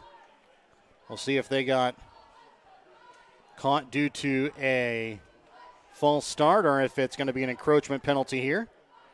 And they are going to call encroachment here against the defense. Remember, don't be penalized for having the wrong insurance. Contact American Family Insurance agent David Smith today, 660-726-3536. Yeah, those penalties were kind of a problem for Albany last week. They haven't. So far, we haven't seen too many of those tonight. Yeah, exactly. But Mound City able to get him to jump offside that time. 3rd and 6 now here for Mound City. Gillenwater rolls out here to the near sideline. And he is going to be pushed out of bounds as it's Troy Popplewell who pushes him out as he passes the 30-yard line down to the 31. Be a gain of about 2 on the play. Brings up a 4th and 4. So 4th and 4 from the Mound City 31, 32-yard line. Quentin Brandon back deep as if he's going to punt. Warriors not putting anybody back in case it's a fake. We'll see if Brandon will punt this one or if he'll go for it on a 4th and 4. He is looking like he's going to pass. No, he does punt it late. Gets it off, and this one is going to bounce inside the 15. It's going to take a Warrior bounce, and no, kept in play. And let's see where they're going to mark him. They're going to mark him at the goal line. As Kane Durr kept it from going in, Nick Ivy falls on it. So Albany will have to take the snap on their goal line. We'll be back after this quick message here on Albany TV. Don't punt on your retirement goals. Call Nick Smith, a Prudential Financial Advisor, at 660-726-3396. So Albany going to have to go literally the length of the field here, starting on their own goal line. After the down punt by Mound City. Klein pushes forward, continuing to carry not only his teammates, but the 7 of the 8 Mound City Panthers as well, and he carries them down to the 10-yard line, just shy of the first down. It's a 9-yard carry, that time by Klein, and I'd say about 7 of those, he carried about 14 people with him. Yeah, I mean, from the start, he had guys on him, and it just kept getting bigger and bigger. Good hard run by Klein to give the Warriors some breathing room. So they'll bring up a 2nd and 1 here from the Warriors' 9-yard line. Underneath 10 minutes left to play in the second quarter. 32-0 Warriors lead. Handoff goes to Popplewell. He's spun down just shy of the 15. They're in on the stop that time is Brad Sutton. So a 5-yard carry that time for Popplewell. Enough for another Albany Warriors Schultz first down. Fuel your car and body at Schultz Convenience Store in Albany off US 136 to keep you moving. So 1st and 10 here for the Warriors from their own 15. And Klein going to keep it himself. And he gets out of one tackle, gets across the 30, and he's knocked out of bounds at about the 33 on the play. Well, that's going to be an 18-yard carry that time by Klein. I don't really know what's been going on, but that's 2 times now where Klein has turned the wrong way from where his running backs were heading. Exactly, and it's not really – after the good fake to make the long touchdown run, that's not really fooling anybody. No. And that is going to be another Albany Warriors Schultz first down. Fuel your car and body at Schultz Convenience Store in Albany. Klein hands this one off to – no, he'll keep it himself. He's across the 35-30, now 20, and he's going to step out of bounds at about the 17-yard line.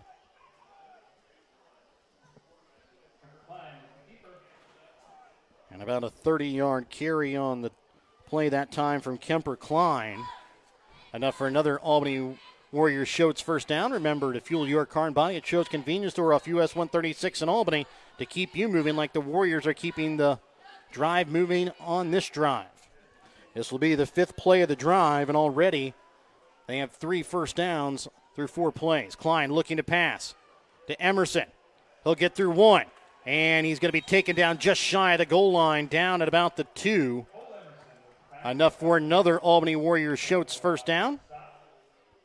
So it'll be a 15-yard pass play out to Cole Emerson.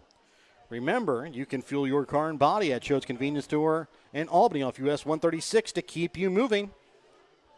4 first downs, 5 plays so far for the Warriors here on this drive as they've taken this one from literally their own goal line down to the Mound City 2. Klein hands this one off to Popplewell. He'll get in for his 2nd rushing touchdown of the night. And it's a 38-0 lead here for Albany. 8:32 left to play in the second quarter. And that is going to be enough for another United Country Nelson real estate agent, Tammy Wynn-Siddons touchdown. Remember, you can score a touchdown too when you list your home with United Country Nelson real estate agent, Tammy Wynn-Siddons.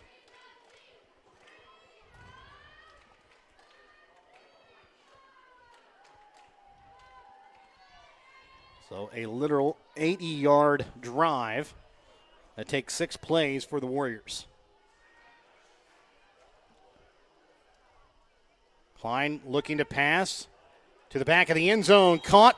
2-point conversion good. Kyle Burke, Warriors lead 40-0 with 8:32 left to play here in the second quarter. We're back with more in just a moment here on Albany TV. Schultz Convenience Store on 136 in Albany has everything you need to keep you running. Schultz has coffee and gas to get you moving in the morning. Fountain pop, sandwiches, and Champs Chicken to fuel your lunchtime hunger. They also carry candy and ice cream to keep you awake during the afternoon. At night, Schultz adult beverages and scratchers to help you unwind. That's Schultz Convenience Store in Albany, where they can fuel you up in more ways than one. And welcome back out to Mound City as the Warriors 5 touchdowns and 5 two-point conversions so far, as they lead here 40-0 with 8:32 still left to play here in the second quarter. Caden Griffin again on to kick off here for the Warriors. Ivy back deep. This one hits off of a Mound City Panther and goes behind him. He's able to fall on it, and again it's going to be Kane Durr. So Mound City will start about on their own 27-yard line. Well, let's see if Mound City can get something going here. They've just really been struggling to keep that Warrior defensive line and the linebackers from getting in the backfield. It's just been a constant. The second they get the ball, and there's a swarm of Warriors in the backfield, it seems. So far, Mound City trying to keep the ball on the ground. We'll see if they start to go through the air more here down 40. They're going to give this one off to Nick Ivy, and it's going to be the first rush where he's going to get positive yardage on the play, but he's legs wrapped up by Truman Reynolds, and he's finished off there by Kemper Klein, but he's able to pick up about 4 yards there on the play for Nick Ivy. Again, that's the first carry that he's had that has gone for positive yardage tonight. Yeah, and that's one of the best. It's one of the biggest holes Mound City's had all night, really. Try and give you some updates from around 8-man here in just a moment after this next play from Mound City. Gillenwater rolls out, keeping it, trying to cut it back upfield, and he's going to be pushed out of bounds at the 35. Reynolds and Davis there on the play. They're going to put him down at the 36. That'll be a gain of about 5, brings up about a 3rd and 1. Mound City still looking for their first down of the ball game. Lockwood leading over Jasper 20-6. That's with 5:56 left in the second quarter. South Holt leads 14-8 with 6:16 left to go over East Atchison. Concordia leads over Oric at the moment 14-8. Liberal leads Osceola 22-0 after 4 quarters. Archie with a 46-0 lead in their ball game. This one to Ivy. Again, he's going to be hitting the backfield, and he's going to be taken down. Kyle Burke, originally there, missed him, is able to regain composure and throws him down at the 30-yard line for a loss of about 70 yards on the play. And I don't even know if Burke was touched going through that defensive line. If he was, it was just a great play because he was instantly in the backfield, almost hit the snap again like he did last week. So again, Archie has a 46-0 lead over Rich Hill. Worth County, after 1 quarter play, leads 20-0 over LeBlanc, as this one's going to be punted. Cole Emerson going to pick it up. No, he's going to have to fall on it as he missed it about his own 15-yard line, and he'll give Albany the football about their own 12-yard line. We'll be back after a quick message here on Albany TV. Don't punt on your retirement goals. Call Nick Smith, a Prudential Financial Advisor, at 660-726-3396. Welcome back out again here to Mound City, where the Warriors lead here 40-0, 7:05 left to play here in the second quarter. Albany will start from their own 12-yard line.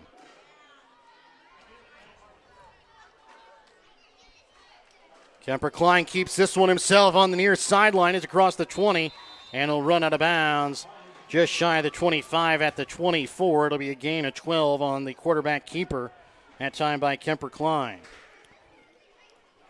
Again, Klein taking a lot on his shoulders with Xavier Darrenfelt out tonight. Porter Davis not playing. And now the Warriors are going to come out on a 4-wide receiver set. 2 receivers to the right, 2 receivers left. It'll be Kyle Emerson and Troy Popwell here to the left. It'll be Cole Emerson, not quite certain who the far receiver is here for the Warriors. It looks like it's Kyle Burke, and he's going to come away with the catch at his own 30-yard line. Gets out of 1 tackle. Running across field. He's got some blockers. He's across the 40, 35, 30, 15, 10, 20, 15, 10, 5, and touchdown, Kyle Burke. Wow. So Kyle Burke breaks out of about 4 tackles on the play and takes that one to the house from what looked to be about the 24-yard line.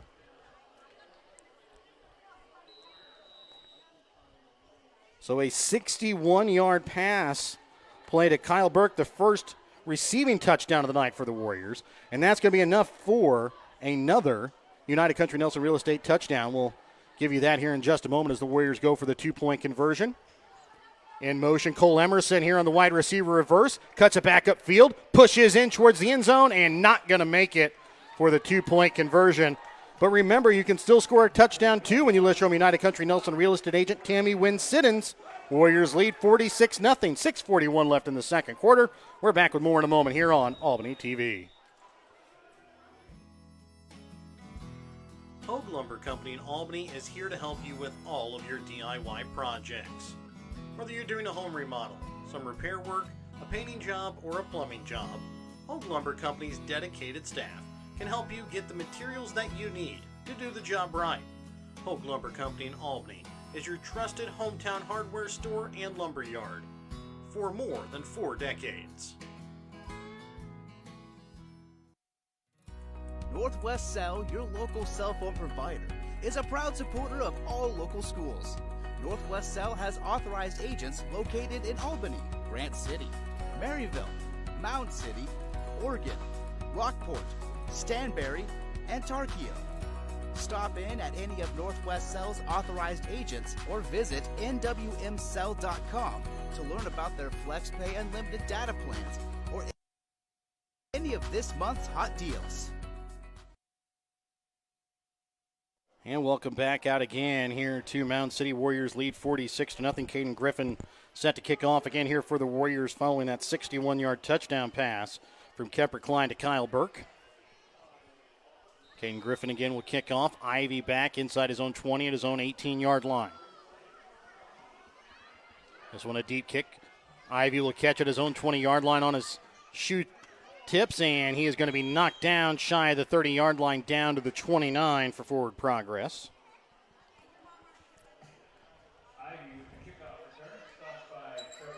As Trevor Akins there and on the stop that time for the Warriors kick team.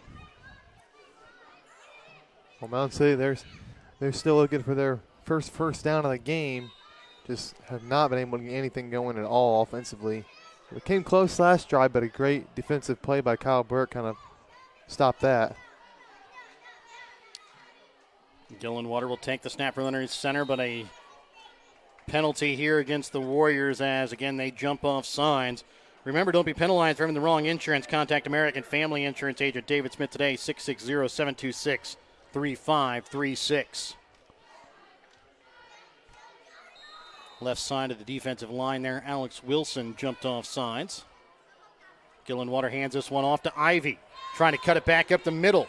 Wrapped up, and he's going to pick up about 2 yards there on the play. The ball fell out. Kyle Burke tried running with it, but the play called dead.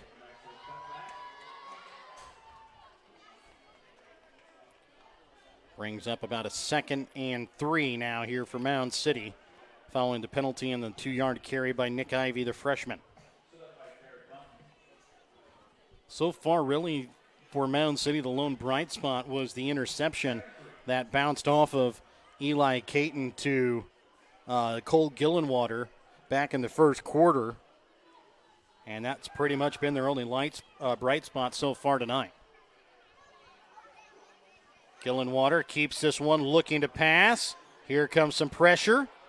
Seth Miller can't get him, but taking off, making it back to the line of scrimmage there as Popplewell and Alex Wilson there in on the stop. So no yards there on the play as Gillenwater got away from the defender in the backfield, Seth Miller, and was able to bring it back to the line of scrimmage to keep it a 3rd and 3. And you said it earlier, it's just they had the interception, but other than that, it's just been all Albany. And we talked in the beginning, Albany really had to take care of business, and they've been doing exactly that this game. The longest drive so far by either team so far has been 6 plays, and that was when the Warriors started on their own goal line. This one a handoff up the middle and immediately hit Kyle Burke there in on the stop again for the Warriors as Brandon loses about a yard there on the play. Brings up about a 4th and 4. And again, Quentin Brandon is going to be back to punt. He held off a long time last time. Looked like he might pass it. So it was just wasting a little bit of time to get a little bit better punting lane and punted it away late. So he'll take the snap with a 4th and 4. 4:25 left to play here in the second quarter. Brandon gets this one off. Cole Emerson back again to receive the kick. It bounces out of bounds inside the 10-yard line. And they're going to put him down at the 8. And we'll be back again after this quick message here on Albany TV. Don't punt on your retirement goals. Call Nick Smith, a Prudential Financial Advisor, at 660-726-3396.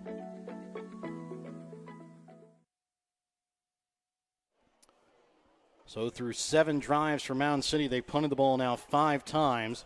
They've thrown an interception, and then they turned the ball over on downs once.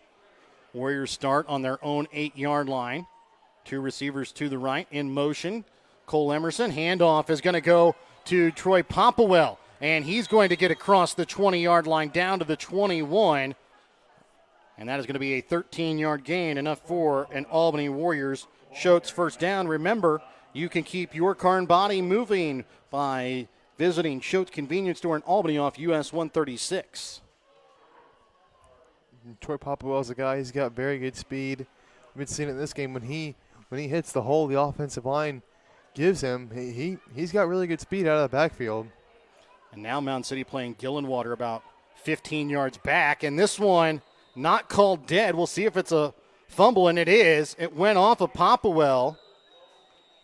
And it is going to be a fumble that is going to be recovered here by Mound City. I said it was kind of a backwards pass. Popplewell thought it was a forward pass, and it was fallen on by Mound City. Warriors never really even went for it. The play was not called dead. Mound City falls on it, and now Mound City has good field position here inside the Warriors' side of the field for the first time tonight, and they'll take it at the Warrior 20-yard line. It was a low pass, Bound. Plays like that where it could go either way. You just got to fall on it just in case. So Gillenwater will take the snap, hands this one off to Kane Durr, trying to bounce it outside, and Kemper Klein will push him out of bounds after about a 3-yard carry. And it'll bring up a 2nd and 7. As Kane Durr picks up 3 yards there on the carry. Warriors still lead here 46-0, 3:40 left to play here in the second quarter. Actually, going to give him about 4 yards there on that carry. Down to the 16.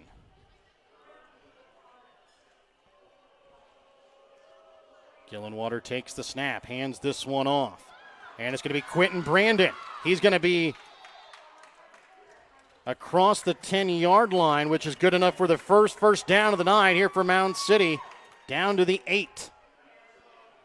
So 7-yard carry that time by Quentin Brandon, and it's going to be a 1st and goal here for Mound City. Their first down of the night comes with 3:25 left to play here in the second quarter, trailing 46-0.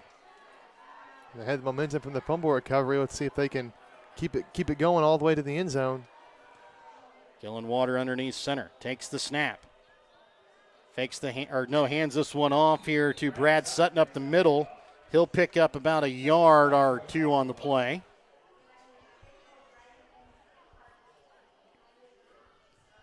Brings up a 2nd and goal from about the 7.5-yard line. Mound City looking for their first score of the night. Here before the half, they trail 46-0.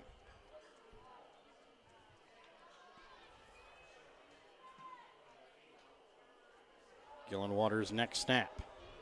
Loses it on the fumble on the snap, and we'll see who comes away with it. It looks like Mound City will fall on it. Gillenwater falls on it. And right at the line of scrimmage. Well, and that's a big mistake there by Mound City. They're trying to get in the end zone just to say they didn't get shut out, and that's just a wasted down there. So it'll bring up a 3rd and goal from the 8-yard line now here for Mound City. And you have 2 plays to punch it in. Gillenwater rolling out to the right. Here comes pressure. Kemper Klein tips it and knocks it away. They're going to call it incomplete. So it'll bring up a 4th and goal from the 70-yard line. 1:51 left to play here in the second quarter, and the Warrior defense could come up with a big stop here after giving Mound City good field position in their first down of the night. Can maybe get Mound City to turn the ball over on downs inside the Warrior 10-yard line. Yeah, they got 7 yards to go. And that's a long 7 yards for the way Mound City offense has had to deal with the Warrior defense tonight. This one's going to be pitched out to the right. And hit at the 5-yard line is Brad Sutton. There in on the play is Garrett Clare for the Warriors in his first game of the season. Garrett Clare back for the first time tonight after missing the first couple of games due to not enough practices this season, as he was off at basic training in the National Guard, and he comes away with a big hit on a 4th and goal. And now Albany will start on their own 6-yard line.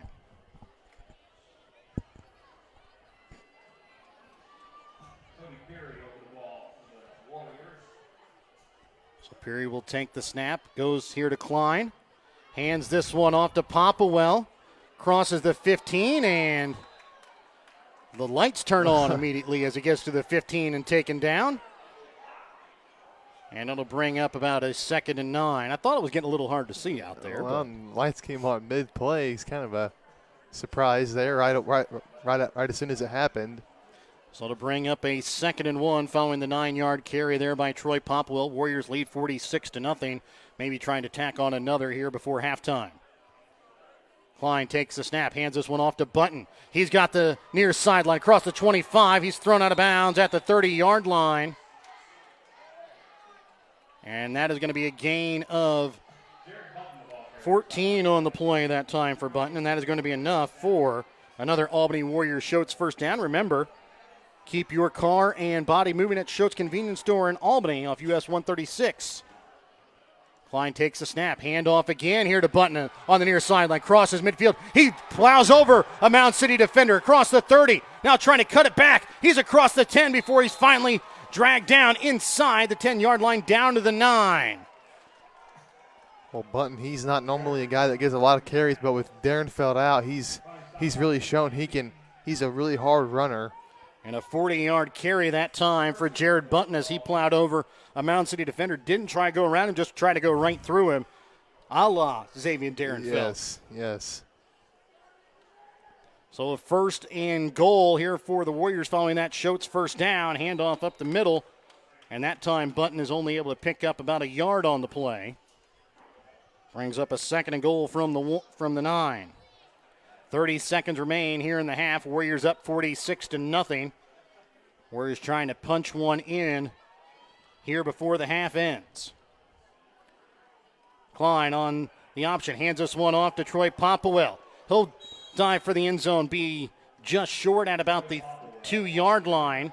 It'll be a 3rd and goal from the 2, 10 seconds left here on the play. 4 seconds, handoff again to Popplewell, trying to get into the end zone and does as time expires. Troy Popplewell, 2 yards out. He's got his 3rd rushing touchdown of the night. And remember, you can score a touchdown too when you list your own United Country Nelson real estate agent, Tammy Wynn-Siddons. So the Warriors will go for the 2-point conversion. They lead here 52-0. And really trying to put the nail in the coffin here before the half. Yeah, they only had a couple seconds to get that play out. They had to rush back to get it. They got it last second. Klein rolls out to the right. Looking. Now he's going to keep it himself. Gets in for the 2-point conversion. 54-0. Warriors with the score, and that is going to be the end of halftime. Remember, you can score a touchdown too when you list your own United Country Nelson real estate agent Tammy Wynn-Siddons. Warriors lead here 54-0. We've got your Albany Hy-Vee halftime coming up next. Remember, your halftime tonight here on Albany TV, brought to you by your Albany Hy-Vee. Find everything on your grocery list and a smile in the aisles at your Albany Hy-Vee. And also, don't forget, during our Albany Hy-Vee halftime, we're going to have a chat with the head golf coach of the Warriors, Spencer Cottrell. That's going to be coming up for you next, a part of our Albany Hy-Vee in just a moment. In life, as in football, there's nothing like a good coach to help you achieve your goals. Someone you can turn to for guidance. Someone with a game plan to help you build up the financial strength you need for retirement, family security, and life. With a Prudential financial professional, that's what you get. Someone who can help you build a financial strategy.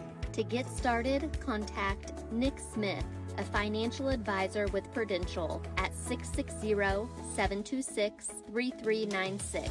That's Nick Smith at 660-726-3396.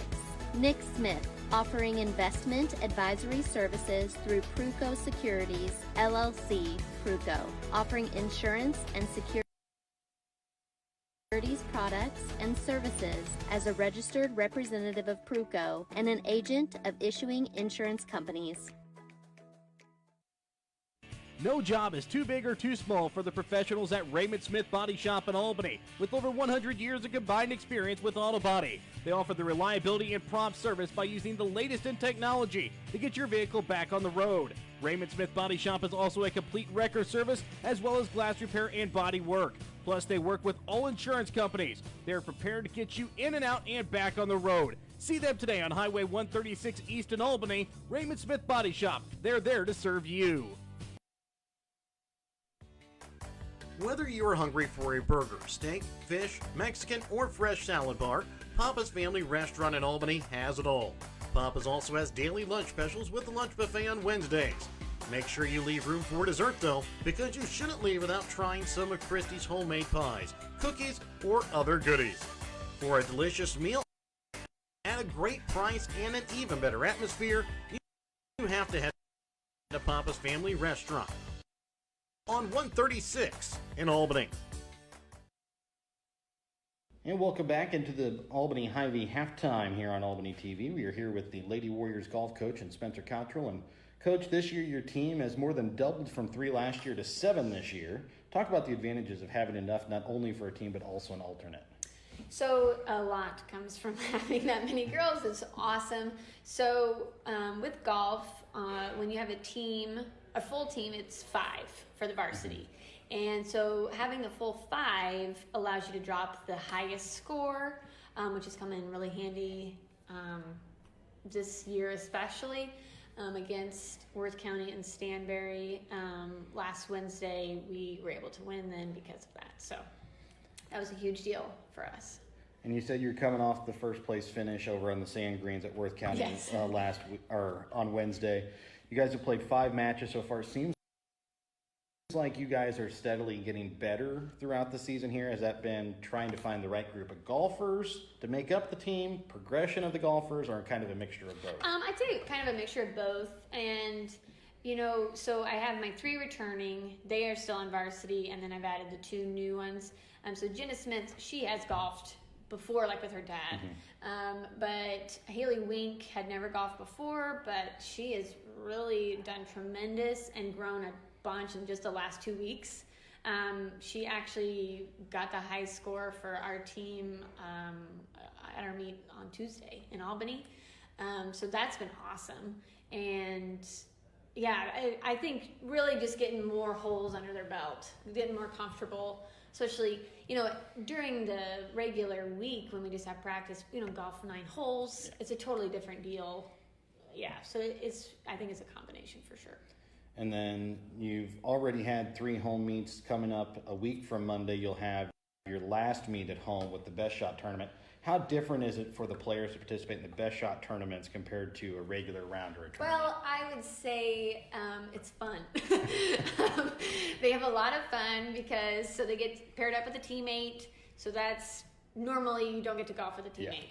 Yeah. So that's a big bonus. And then you're playing your best shot So it makes for a really fun day, and it's just a nice kind of reset to really right before we get started with the postseason play, like, you know, conference districts. It's just a nice little breather.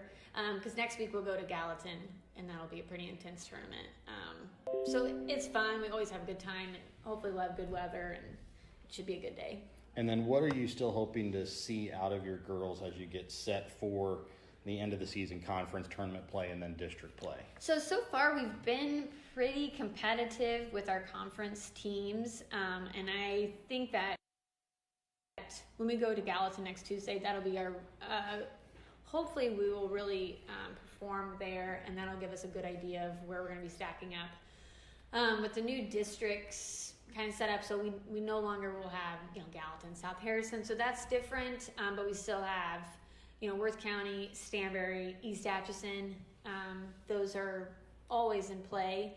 So it'll just be interesting to see how we shake out with all of these, all these different meets under our belt by next Tuesday. It'll give us a good idea. And I think, Jenna shooting that 48 on the sand greens, that's just great, Yes. Good boost of confidence for everybody. So hopefully we can carry that momentum going forward. But I'm just really excited. It's just fun to see them just grow in just even small little ways. And they truly are having fun, which that's my big thing with golf.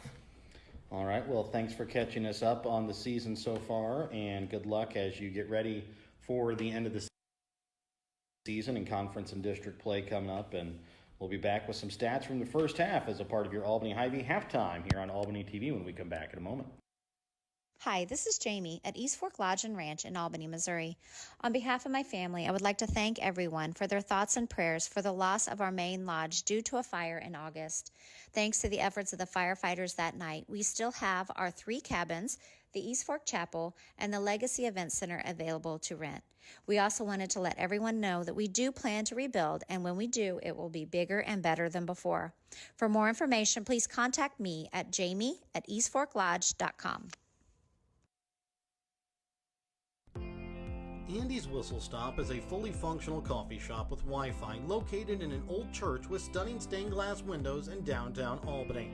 Andy serves specialty lattes, drip coffee, Americanos, cappuccinos, hot chocolate, Italian sodas, and tea, along with in-house made baked goods. Andy's is open Monday through Friday, 6:30 a.m. to 2 p.m., and on Saturday, 8 a.m. to 3 p.m. Start your morning in a beautiful setting in downtown Albany at Andy's Whistle Stop. In our friendly small town of Albany, Missouri, we have community-minded businesses, great places to eat and shop, a historic Carnegie Public Library, community center, pool, 9-hole golf course, multiple places to worship, and a strong school system. Albany is the seat of Gentry County, located off Highway 136 in the heart of northwest Missouri. Albany is a fun place to visit, but an even better place to live, where we have small town roots with a big town feel. The Albany Booster Club is a group of people who come together to make a better experience for the Albany R3 students. They try to help students in any way possible, whether it be on the court, on the mat, on the field, on the track, on the stage, or in the classroom. The Albany Booster Club helping every Albany R3 student succeed in their field. The Albany Booster Club joining together for the better of the Albany students. And welcome back out again to your Albany Hy-Vee halftime tonight here on Albany TV. Remember, your halftime tonight here on Albany TV brought to you by your Albany Hy-Vee. Find everything on your grocery list and a smile in the aisles at your Albany Hy-Vee. And at first half, as you can see by the scoreboard out there, 54-0 in favor of the Warriors. And Brett, I'm going to tell you, I don't think it was that close. No, I would agree. Albany just dominated all facets of the game in this one. The first half, I should say. It was late. It was Mound City's last drive, second half, or the first half before they even got a first down. Albany scored on all their drives besides one where they kind of got a little bit of an unlucky bounce and it was picked off. They had another one where they fumbled as well. And they fumbled. You're right. So they had 2 drives where they did not score. But, other than that, it was just touchdown after touchdown. But you can get a little more of the specific stats. Yeah, let's go into that. Okay. So let's take a look here at Mound City for the first part. Cole Gillenwater, the quarterback, he rushes the ball 7 times, 14 yards, so 2 yards a carry for the quarterback. Not too bad. 1 for 4 passing with an interception, 7 yards passing. Then it was their next leading rusher was Kane Durr. He ran the ball once for 4 yards. He's their next leading rusher. Okay. Followed by him, it's Brad Sutton. He had 2 rushes for 3 yards. And then Quentin Brandon had 6 rushes for 2 yards. And then you have the freshman Nick Ivey. He's been having a rough go of it so far. 7 carries, negative 4 yards. I told you right before we came back, it was a 30-yard half that in the first half for Mound City here in this football game. For the Warriors of Albany, they are led, of course, by their senior quarterback, Kemper Klein. No surprise there. He goes 9 carries, 151 yards, 2 rushing touchdowns, 5 for 7 through the air, 1 interception, 1 touchdown, 109 yards. Alone for Kemper Klein, 260 yards of offense for Kemper Klein in that first half. Following him, it's the senior Jared Bunton. He goes 9 carries, 85 yards, and a touchdown.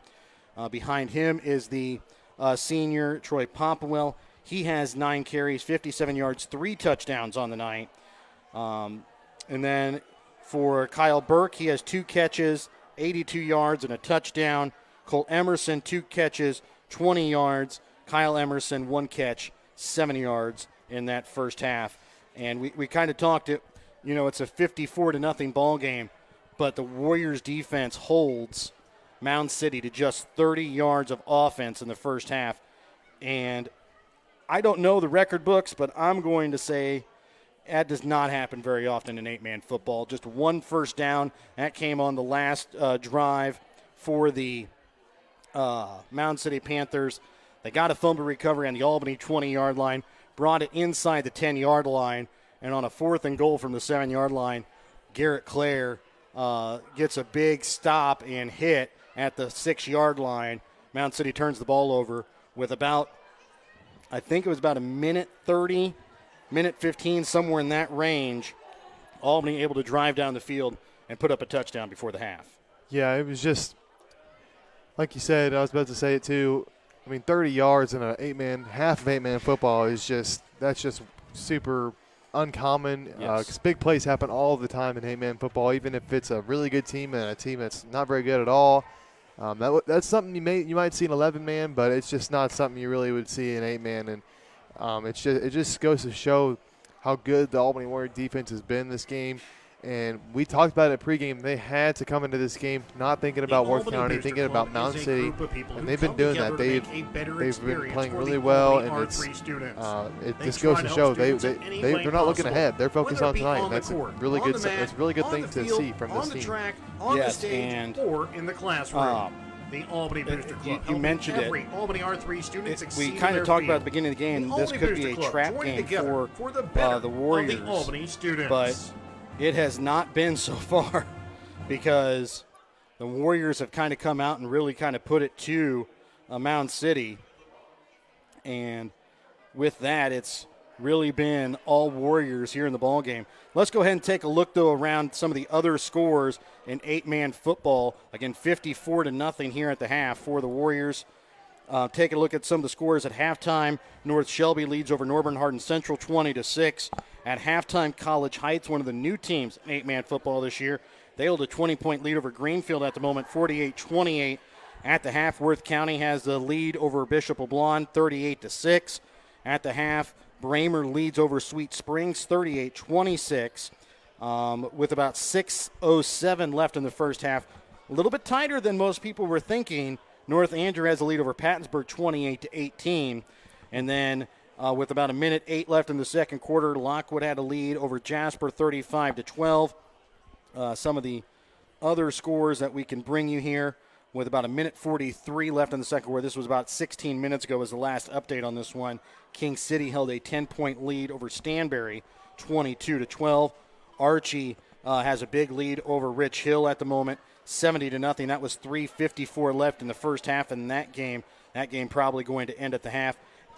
Like we talked about, East Atchison, a very good team this year, but they were going to have a dogfight in the 275 tonight against a rival team in South Holt at halftime. South Holt has a 14-8 lead over a ranked, media-pulled East Atchison team. Oric had the lead with about 2:23 left in the half over Concordia, 16-14. Osborne Stewartsville had a lead over Rockport at last check, 14-8. That was with about 2:11 left in the second quarter. Those are some of the scores from around 8-man that we can give you. Actually, we give you another one here. Liberal leads over Osceola 30-0 as they go into the half as well. Here in Mound City, it's a 54-0 lead for Albany. It will be a running clock second quarter for the Warriors. We'll have that coming up for you here when we get ready to start the second half when we come back in a moment here on Albany TV. The Mound City R2 School District's winning culture and their extracurricular activities stem from the roots of a Panthers education. The same hard work, determination, and work ethic that shows through on the playing surfaces is the same that the teachers and staff see each day in the classroom at the Mound City R2 School. Wishing the Mound City Panthers the best of luck in this academic year is the Mound City R2 School District.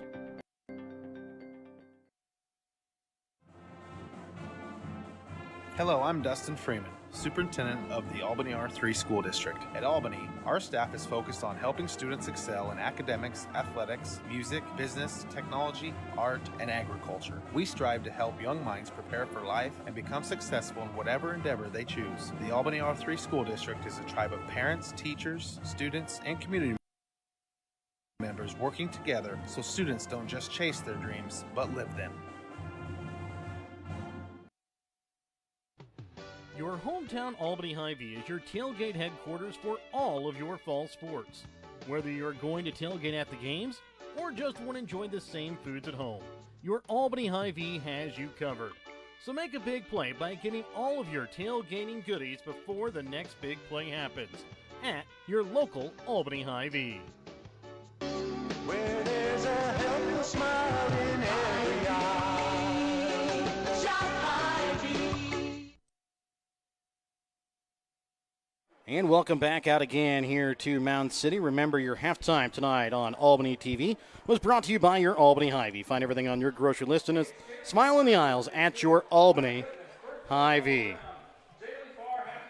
So again, back to return the punt for Mound City will be Nick Ivey. On to kick off will be Caden Griffin, as there will be a running clock to start the second half, and I believe we will see the second string from at least the Warriors, I believe probably also Mound City as well, to start out this second half and throughout the second half. So as they get the time fixed on the scoreboard, 10 minutes to start the third quarter.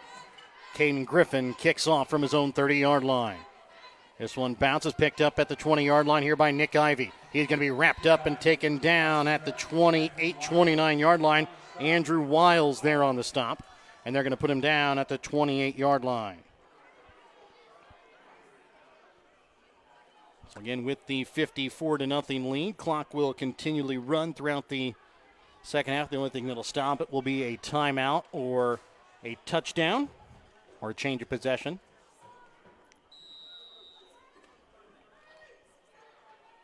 Underneath center looks to be Quentin Brandon. He's going to hand this one off to Ivy, and he's going to be taken down in the backfield. There and on the tackle for the Warriors is Hunter Coyle. He was joined as well with Quentin Herkman and Kyle Emerson. And we'll get to see here if the Mound City second strings can have any more success on Albany's second strings than the first teams did, because that was very one-sided. Yes, unofficially 30 yards of total offense for Mound City in the first half. Just one first down, as handoff up the middle again goes nowhere. There on the top, stop Zane Rippey and Quentin Herkman, as the carry that time goes to Brad Sutton. So they're actually going to give him about a yard of forward progress there on the play. So to bring up a 3rd and 9 here for Mound City. 8:35 left to play here in the third quarter. And this time, Quentin Brandon had a little bit of trouble in the backfield, ran into a couple of players, ends up getting out and making it across the 30-yard line down to the 34. A gain of 4 yards on the play before he's tackled down by Trevor Akins. So usually 12-minute quarters in a high school football game. Here for this second half, looks like we're going to have 10-minute quarters, which is what's normal usually for a JV game. Quentin Brandon will hand this one off, and escaping one tackle is Kane Durr, not able to escape anymore as he makes it back to the line of scrimmage. And that'll be a turnover on downs here for Mound City.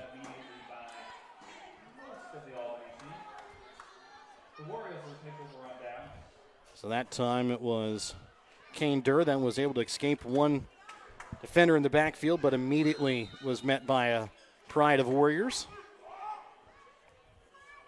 So again, just nothing going even for the Mound City second strings against Albany second strings to start with. Kyle Emerson will line up wide to the right. Chase Klein will take the snap in the shotgun. It's a low snap, bounces around, and it's going to be picked up here by Nick Ivey. An unlucky snap that bounces off of Chase Klein and Zane Rippey's feet right back to the line of scrimmage, and it's recovered on a fumble.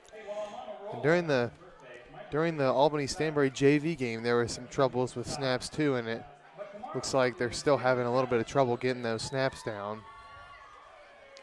So Mound City will start this time on their own 34-yard line.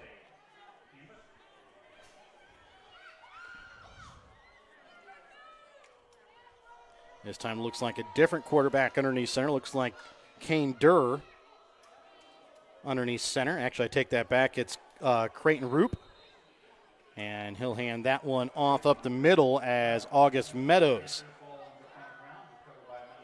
falls forward for about 2 yards, brings up a 2nd and 8.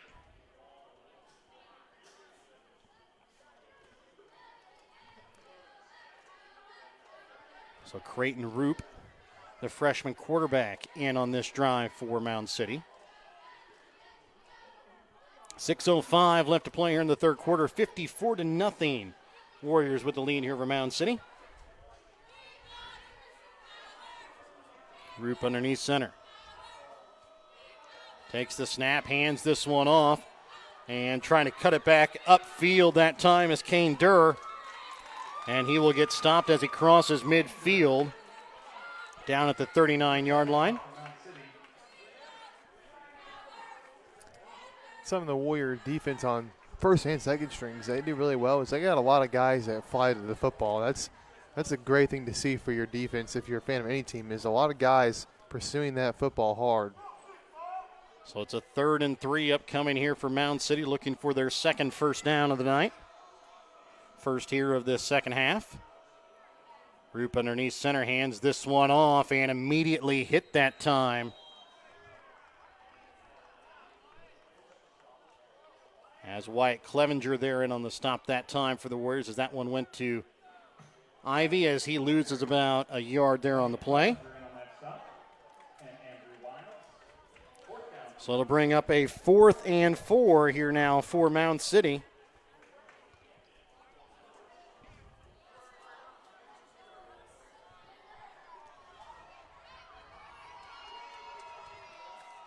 As again, Creighton Roop underneath center will take the snap on the 4th and 4. It's going to be a pitch out to the right to Ivy, trying to cut it back upfield. He will run into another host of Warriors.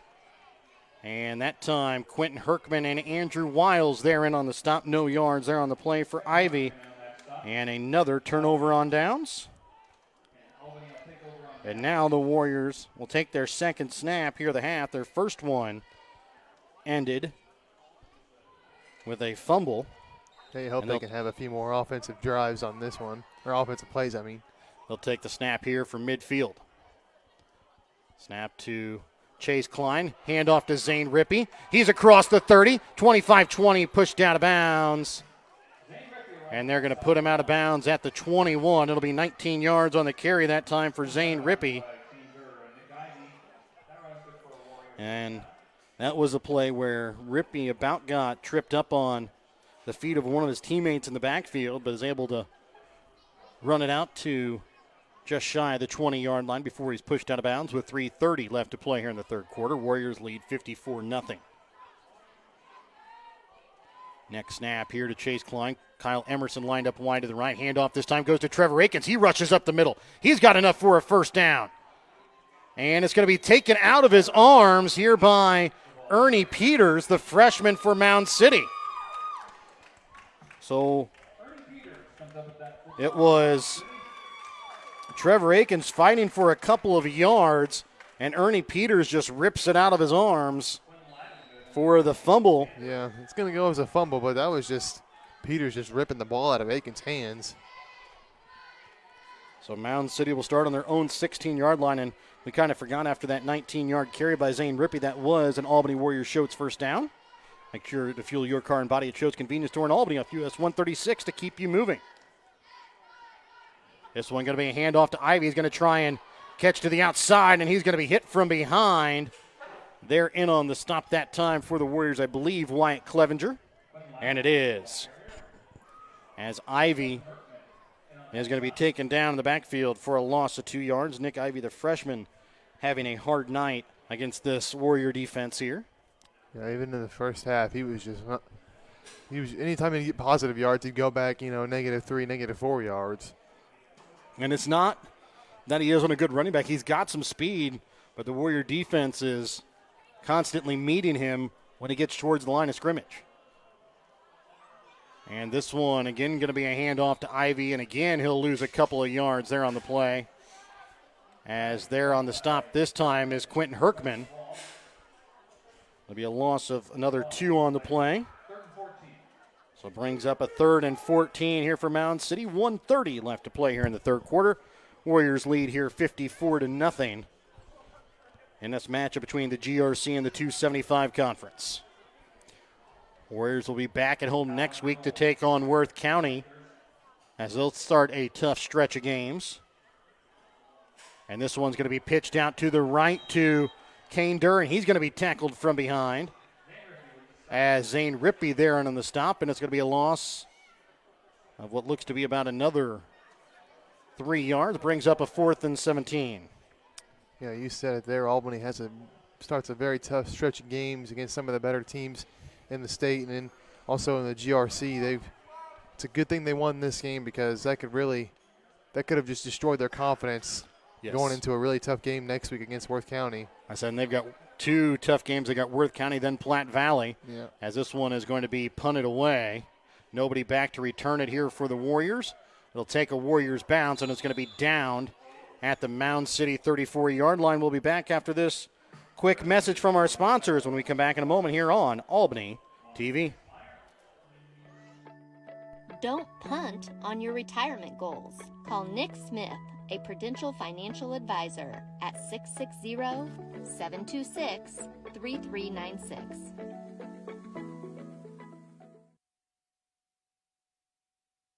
So as we come back, there's 6 seconds left here on the game clock before the quarter ends, and that's exactly what they're going to let happen. We'll be back to start the fourth quarter when we come back in a moment here on Albany TV. Thank you for watching tonight's Albany TV broadcast. Don't forget to turn on your Facebook notifications to never miss out on a broadcast like this one. If you would like to be a part of our broadcast, give Jared Rolvis a call at 660-254-4800. If you have something in mind that we should broadcast or have any comments about tonight's game, you can also message us on Facebook. Thank you again for watching. The Printery in Albany can do all of your printing. They do business cards, envelopes, brochures, books, calendars, posters, magnetic signs, banners, and everything in between. Come visit Perry and Susan at the Printery in Albany, where they have your printing covered. Call the Printery today at 660-726-5234. That's 660-726-5234 for fair and honest pricing, because to us, your family. And welcome back out again here to Mound City as we get ready to start the running clock fourth quarter. 10 minutes again on the clock here instead of the normal 12, as playing basically just JV quarters here to end the game. Warriors lead 54-0. They'll have a 1st and 10 from the Mound City 34-yard line following that last punt. Chase Klein will take the snap. And he'll keep it himself. And he is going to be taken down after a 4-yard pickup there on the stop that time, the sophomore August Meadows. So a 4-yard carry that time brings up a 2nd and 6 here for the Warriors. And we're kind of talking about the tough stretch here for the Warriors. We'll have Worth County next week at home, Platte Valley at home the next week, then on the road at St. Joseph Christian, then back at home to take on North Andrew, then on the road at King City, and then ends the season at Pattonsburg. Another low snap that is going to be fallen on here. Caden Griffin falls on it for a loss of 5, a yard shy of the original line of scrimmage. Yeah, Albany's won the games they needed to win. Now it gets into these tougher stretches. We'll see how many of them they can take away, because they've got some really tough teams coming out. And the big thing for the Warriors, 2 of their 3 wins after tonight will come against teams in that gauntlet of District 4. Wide out to the right this time is going to be Remington Miller. Handoff this time to Caden Griffin. He's going to be across the 30, 20, 15, 10, and he's going to be shoved out of bounds as picking up about, looks to be 26 yards there on the carry is Caden Griffin, the freshman runner for the Warriors. And those games coming up, those are games you hope that Albany can get their 2 players, Porter Davis and Xavier Darenfeld, back for. And Davis did play tonight. Defensively came away with an interception. Yeah. Did not get any plays on offense. That first down brought to you by Schultz Convenience Store off US 136 in Albany.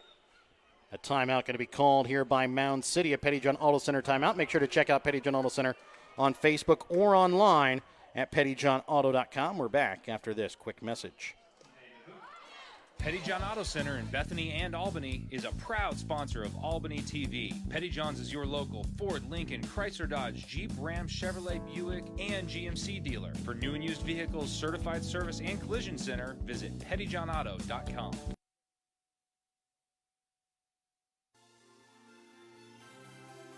Thank you for watching tonight's Albany TV broadcast. Don't forget to turn on your Facebook notifications to never miss out on a broadcast like this one. If you would like to be a part of our broadcast, give Jared Rolbus a call at 660-254-4800. If you have something in mind that we should broadcast or have any comments about tonight's game, you can also message us on Facebook.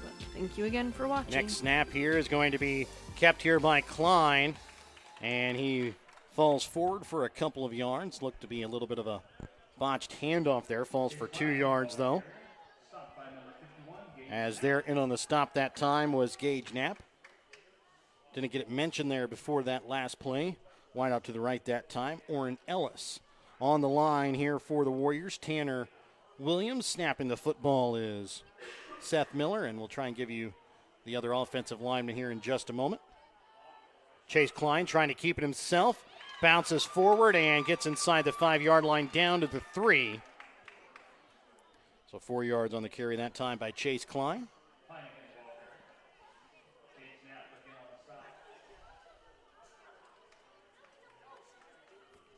Tight end to the left there was Andrew Wiles. Looks like Orrin Ellis again tight to the right. Evan Sturkis gets the is in on the line. And to the right of his quarterback is Cameron Martin. Looking to the end zone. Wiles off his fingertips. Incomplete. Wiles is open just a little bit too far for him to be able to pull in. So it'll bring up a 4th and goal here from the 4-yard line. Here for the Warriors. They lead here 54-0. 6:50 still left to play here in the ball game. In this running clock 4th quarter. Again, Martin to the right of his quarterback, Klein, with Caden Griffin behind him. Fake to Griffin. Chase Klein going to keep it, and he is going to be taken down. No, he's going to get in. As I thought it was August Meadows that made the stop, but they're going to say Chase Klein gets in for the touchdown. And the Warriors take a 60-0 lead. Remember, you can score a touchdown, too, when you list your home United Country Nelson real estate agent, Tammy Wynn Siddons. Well, he was tackled short, but it was a great effort by Klein to stretch that ball. He had to reach really far and just barely got it over the goal line. So 2-point conversion upcoming. Clock stops at 6:29. Chase Klein looking to pass pressure and looking for Cameron Martin, and he's not able to bring it in. So 60-0, Warriors lead, 6:29 left to play in the fourth quarter. We're back with more in a moment here on Albany TV. Andy's Whistle Stop is a fully functional coffee shop with Wi-Fi located in an old church with stunning stained glass windows in downtown Albany.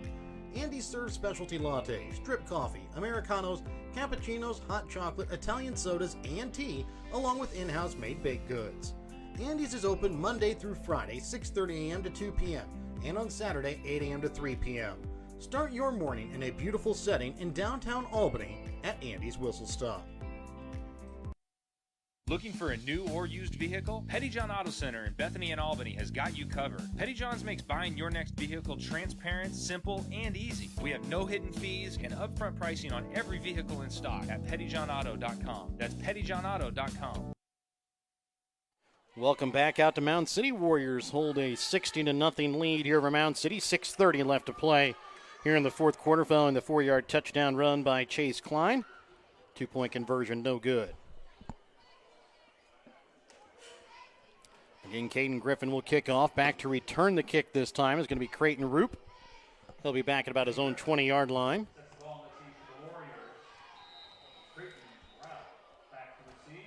Creighton Raup. Raup will catch it about his own 24-yard line. And he kind of got indecisive, and he's going to be taken down. They're in on the stop that time for the Warriors. Kick team is Garrett Clare and Zane Rippey. So Mound City will start out with the football this time on their own 31-yard line.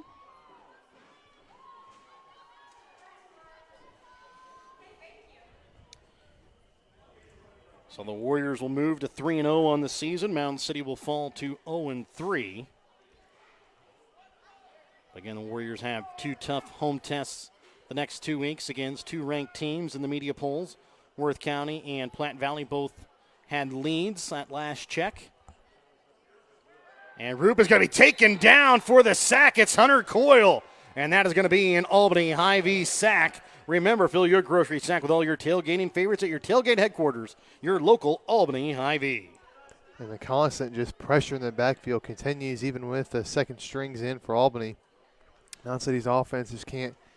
I mean, it's just the line, the defensive line for Albany is just getting through right away on just about every play. So a 7-yard loss on the sack. The nose guard here, Shea Miller, in here for the Warriors. The snap this time is going to be handed off to Quentin Livengood, and after getting hit at the line of scrimmage, ends up pushing forward as it looked like Coyle and Martin both in on the stop after the 3-yard pickup by Livengood.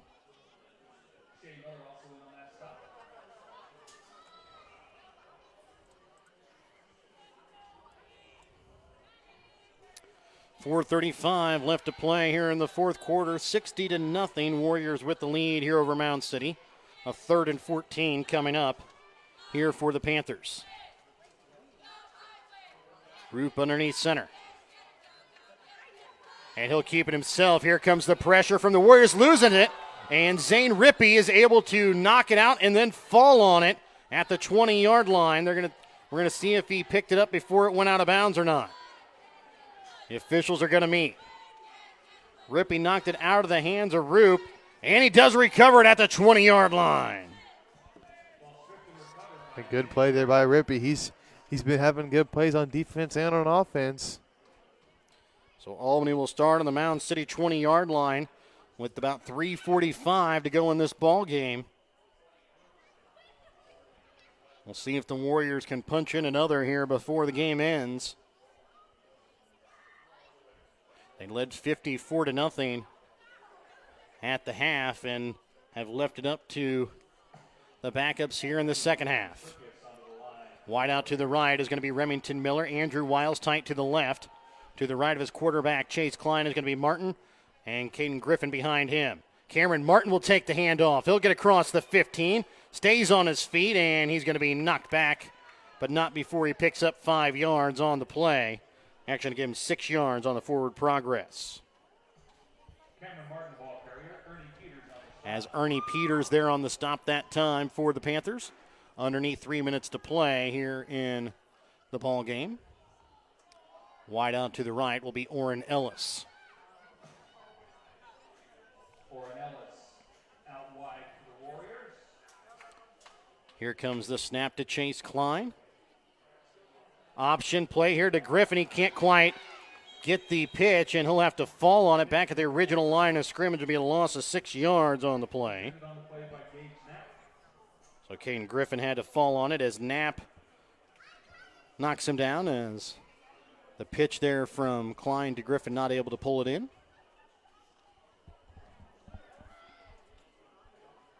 So now it looks like Zane Rippey will be behind his quarterback Chase Klein this time. Cameron Martin still to his right on a 3rd and 10 play with 2:05. And this one going to be a high snap all the way back to midfield, and Chase Klein will fall on it back at his own 39-yard line. Or sorry, the Mound City 39-yard line. Yeah, that is going to be a loss of 19 on the high snap. Yeah, Klein wasn't even able to get a hand on that. It just went straight back. 1:42 left to play here in the ball game. Warriors will go for it here on a 4th and 29. This one going to be a handoff to Rippey. He pulls off 2, and he's going to be taking him down to the 25-yard line. A serviceable run, but not quite close enough to a first down, as it'll be a 16-yard run on the play that time by Zane Rippey. And after the turnover on downs, it'll be Mound City football, and they will have about 1:05 left here in the half. So again, the Warriors move to 3-0. Mound City falls to 0-3. Make sure to stay tuned for the BTC Bank postgame to find out who tonight's winner Circle Trophies and Awards North player of the game is going to be in a timeout. Going to have to be called here by Mound City, as I believe they had an extra player on the field. So they will take a Pettyjohn Auto Center timeout. But again, like to thank all of our sponsors. Help you bring you tonight's broadcast tonight here on Albany TV. The Printery and New Shopper located in Albany. The Mound City and Albany School Districts. The Albany Booster Club. The City of Albany and Andy's Whistle Stop in Albany. East Fork Lodge Legacy Event Center of Albany. Papa's Family Restaurant in Albany. And Raymond Smith Body Shop of Albany. Northwest Cell, Hogue Lumber Company of Albany. Smith Insurance and Smith Prudential of Albany. The B&G in the Morning Podcast. Schultz Convenience Store in Albany. United Country Nelson Real Estate and Auction Company. Agents Tony Nelson in Bethany and Tammy Wynn Siddons of Albany. American Family Insurance Agent David Smith in Albany and Stanberry. The Albany Hy-Vee. Winner Circle Trophies and Awards North in Albany. The Pettyjohn Auto Center with locations in Bethany and Albany and BTC Bank. Remember, this timeout brought to you by Pettyjohn Auto Center. Check out Pettyjohn Auto Center on Facebook or online, pettyjohnauto.com. Make sure to stay tuned for the BTC Bank postgame and find out who tonight's winner Circle Trophies and Awards North player of the game is going to be during our postgame. 47 seconds remain. It's a 1st and 10 for Mound City from their own 25-yard line. Roop trying to break it to the outside, and he is going to be smacked out of bounds. Rippey there on the stop along with Shea Miller. But it'll be a yard on the play on the carry that time for Roop. Mound City's going to try to get as many plays as they can with their JV before time expires. They got to go quick. Roop again underneath center here for the Panthers. And this one going to be a handoff up the middle. And it's going to be close to a first down as Nick Ivey gets forward progress just shy of the first down yard marker. They're going to give him a first down for 9 yards. And that is the second first down of the night here for Mound City. Handoff this time goes to Quentin Livengood. And he's going to be close to another first down as time expires. And he will pick up 11 yards for the third first down of the night. 2 of them there on that last drive of the night for Mound City. But the Warriors come away with a shutout victory to move to 3-0 on the season with a 60-0 victory. We're back with the BTC Bank postgame and tonight's Winner Circle Trophies and Awards North player of the game when we come back in a moment. Show your school spirit with a BTC Bank school mascot debit card. Choose the card that fits your favorite local school, and you can earn that school extra cash. Available for new accounts or replacement cards for an existing account. Visit one of BTC Bank locations to get your school mascot debit card today, where they can instantly issue your new card. BTC Bank, community-minded just like you. Member FDIC. Community minded just like you. BTC Bank.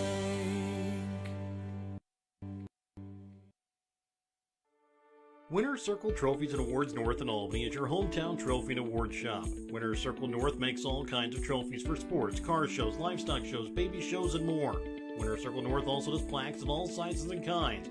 Want something unique? Winner's Circle North has you covered with sublimation gifts and acrylic awards. To order your trophies, awards, or one-of-a-kind items, call Winner's Circle Trophies and Awards North at 816-632-5599 or find them on Facebook at Winner's Circle North. So again, the Warriors come away with a 60-0 victory tonight. They move to 3-0 on the season. They'll have a tough stretch coming up with Worth County and Platte Valley coming up in the next 2 weeks. But again, let's take a look here. BTC Bank postgame tonight here on Albany TV. Tonight's postgame brought to you by BTC Bank. BTC Bank, community-minded, just like you. And Brett, it was a game in which the Warrior defense really controlled the game, whether it was in the first half of the starters or in the second half as well. Just 3 first downs on the night for Mound City, 2 of them coming on that final drive of the ball game. Yeah, it was just a complete, really good game for Albany, and just all aspects. They did everything they had to do to win this game, and we talked about at the beginning this could potentially be a tough game for Albany. Just, it's just kind of human nature. This is an easier team to beat, and they got a tough opponent next week in Worth County. They kind of look ahead to that game. But they really didn't do that tonight. They just from start to finish, they really just dominated this game. They were able to run the ball. They were able to throw the ball. They, on defense, really didn't let Mound City get anything, just 1 first down while the starters were in. And, just a great all-around game. Just start to finish, great win for the Warriors. Start off 3-0. That's a really good start. Yes. And giving you an update, we do have an update on the game over between Platte Valley and Nottoway Valley. Platte Valley, at the start of the fourth quarter, had a 52-0 lead. Update from Stanberry. King City held a 36-12 lead over Stanberry in that one. Have not been able to find another update from Worth County since the time that we brought you the last one, but Worth County at that time was up, I believe, 30-6 or 30-12 over Bishop LeBlanc. Will try and get you an update on that one. A lot of games still going on in 8-man football at the moment. But again, let's go find out who tonight's Winner's Circle Trophies and Awards North Player of the Game is. Tonight's Player of the Game, sponsored by Winner's Circle Trophies and Awards North. Winner's Circle North in Albany has all of your trophies, awards, medals, plaques, and everything else that you might need for your next event or celebration. Winner's Circle Trophies and Awards North has that for you in Albany. And Brett, it was kind of hard. We had a couple of options tonight for tonight's Winner's Circle Trophies and Awards North Player of the Game. As always, you can always go with Kemper Klein. He had a wonderful game tonight. In the first half alone, he had 260 yards of total offense, 151 rushing yards, 2 touchdowns on the ground, 5 through 7 through the air for 109 yards and a touchdown.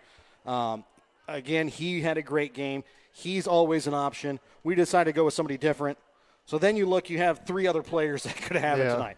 Jared Bunton has a nice night. He got 9 carries for 85 yards. And then with the touchdown, you have Troy Pompowell, 9 carries, 57 yards, 3 touchdowns of the night. A great game from Troy Pompowell. Then Kyle Burke, 2 catches, 82 yards, a touchdown. But tonight you've heard the offensive stats from these players. We're going to give it to somebody that really kind of showed us stuff on defense as well. They were always in on the plays, made a lot of plays defensively, and we feel like this person deserved tonight's Winner's Circle Trophies and Awards North Player of the Game. And Brett, tonight that is going to go to? It's going to go to Kyle Burke. He did a great job defensively, like you said.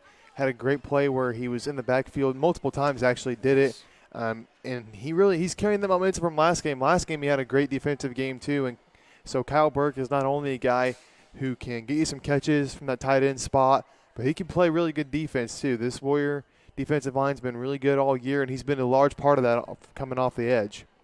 So again, Kyle Burke, tonight's Winner's Circle Trophies and Awards North Player of the Game.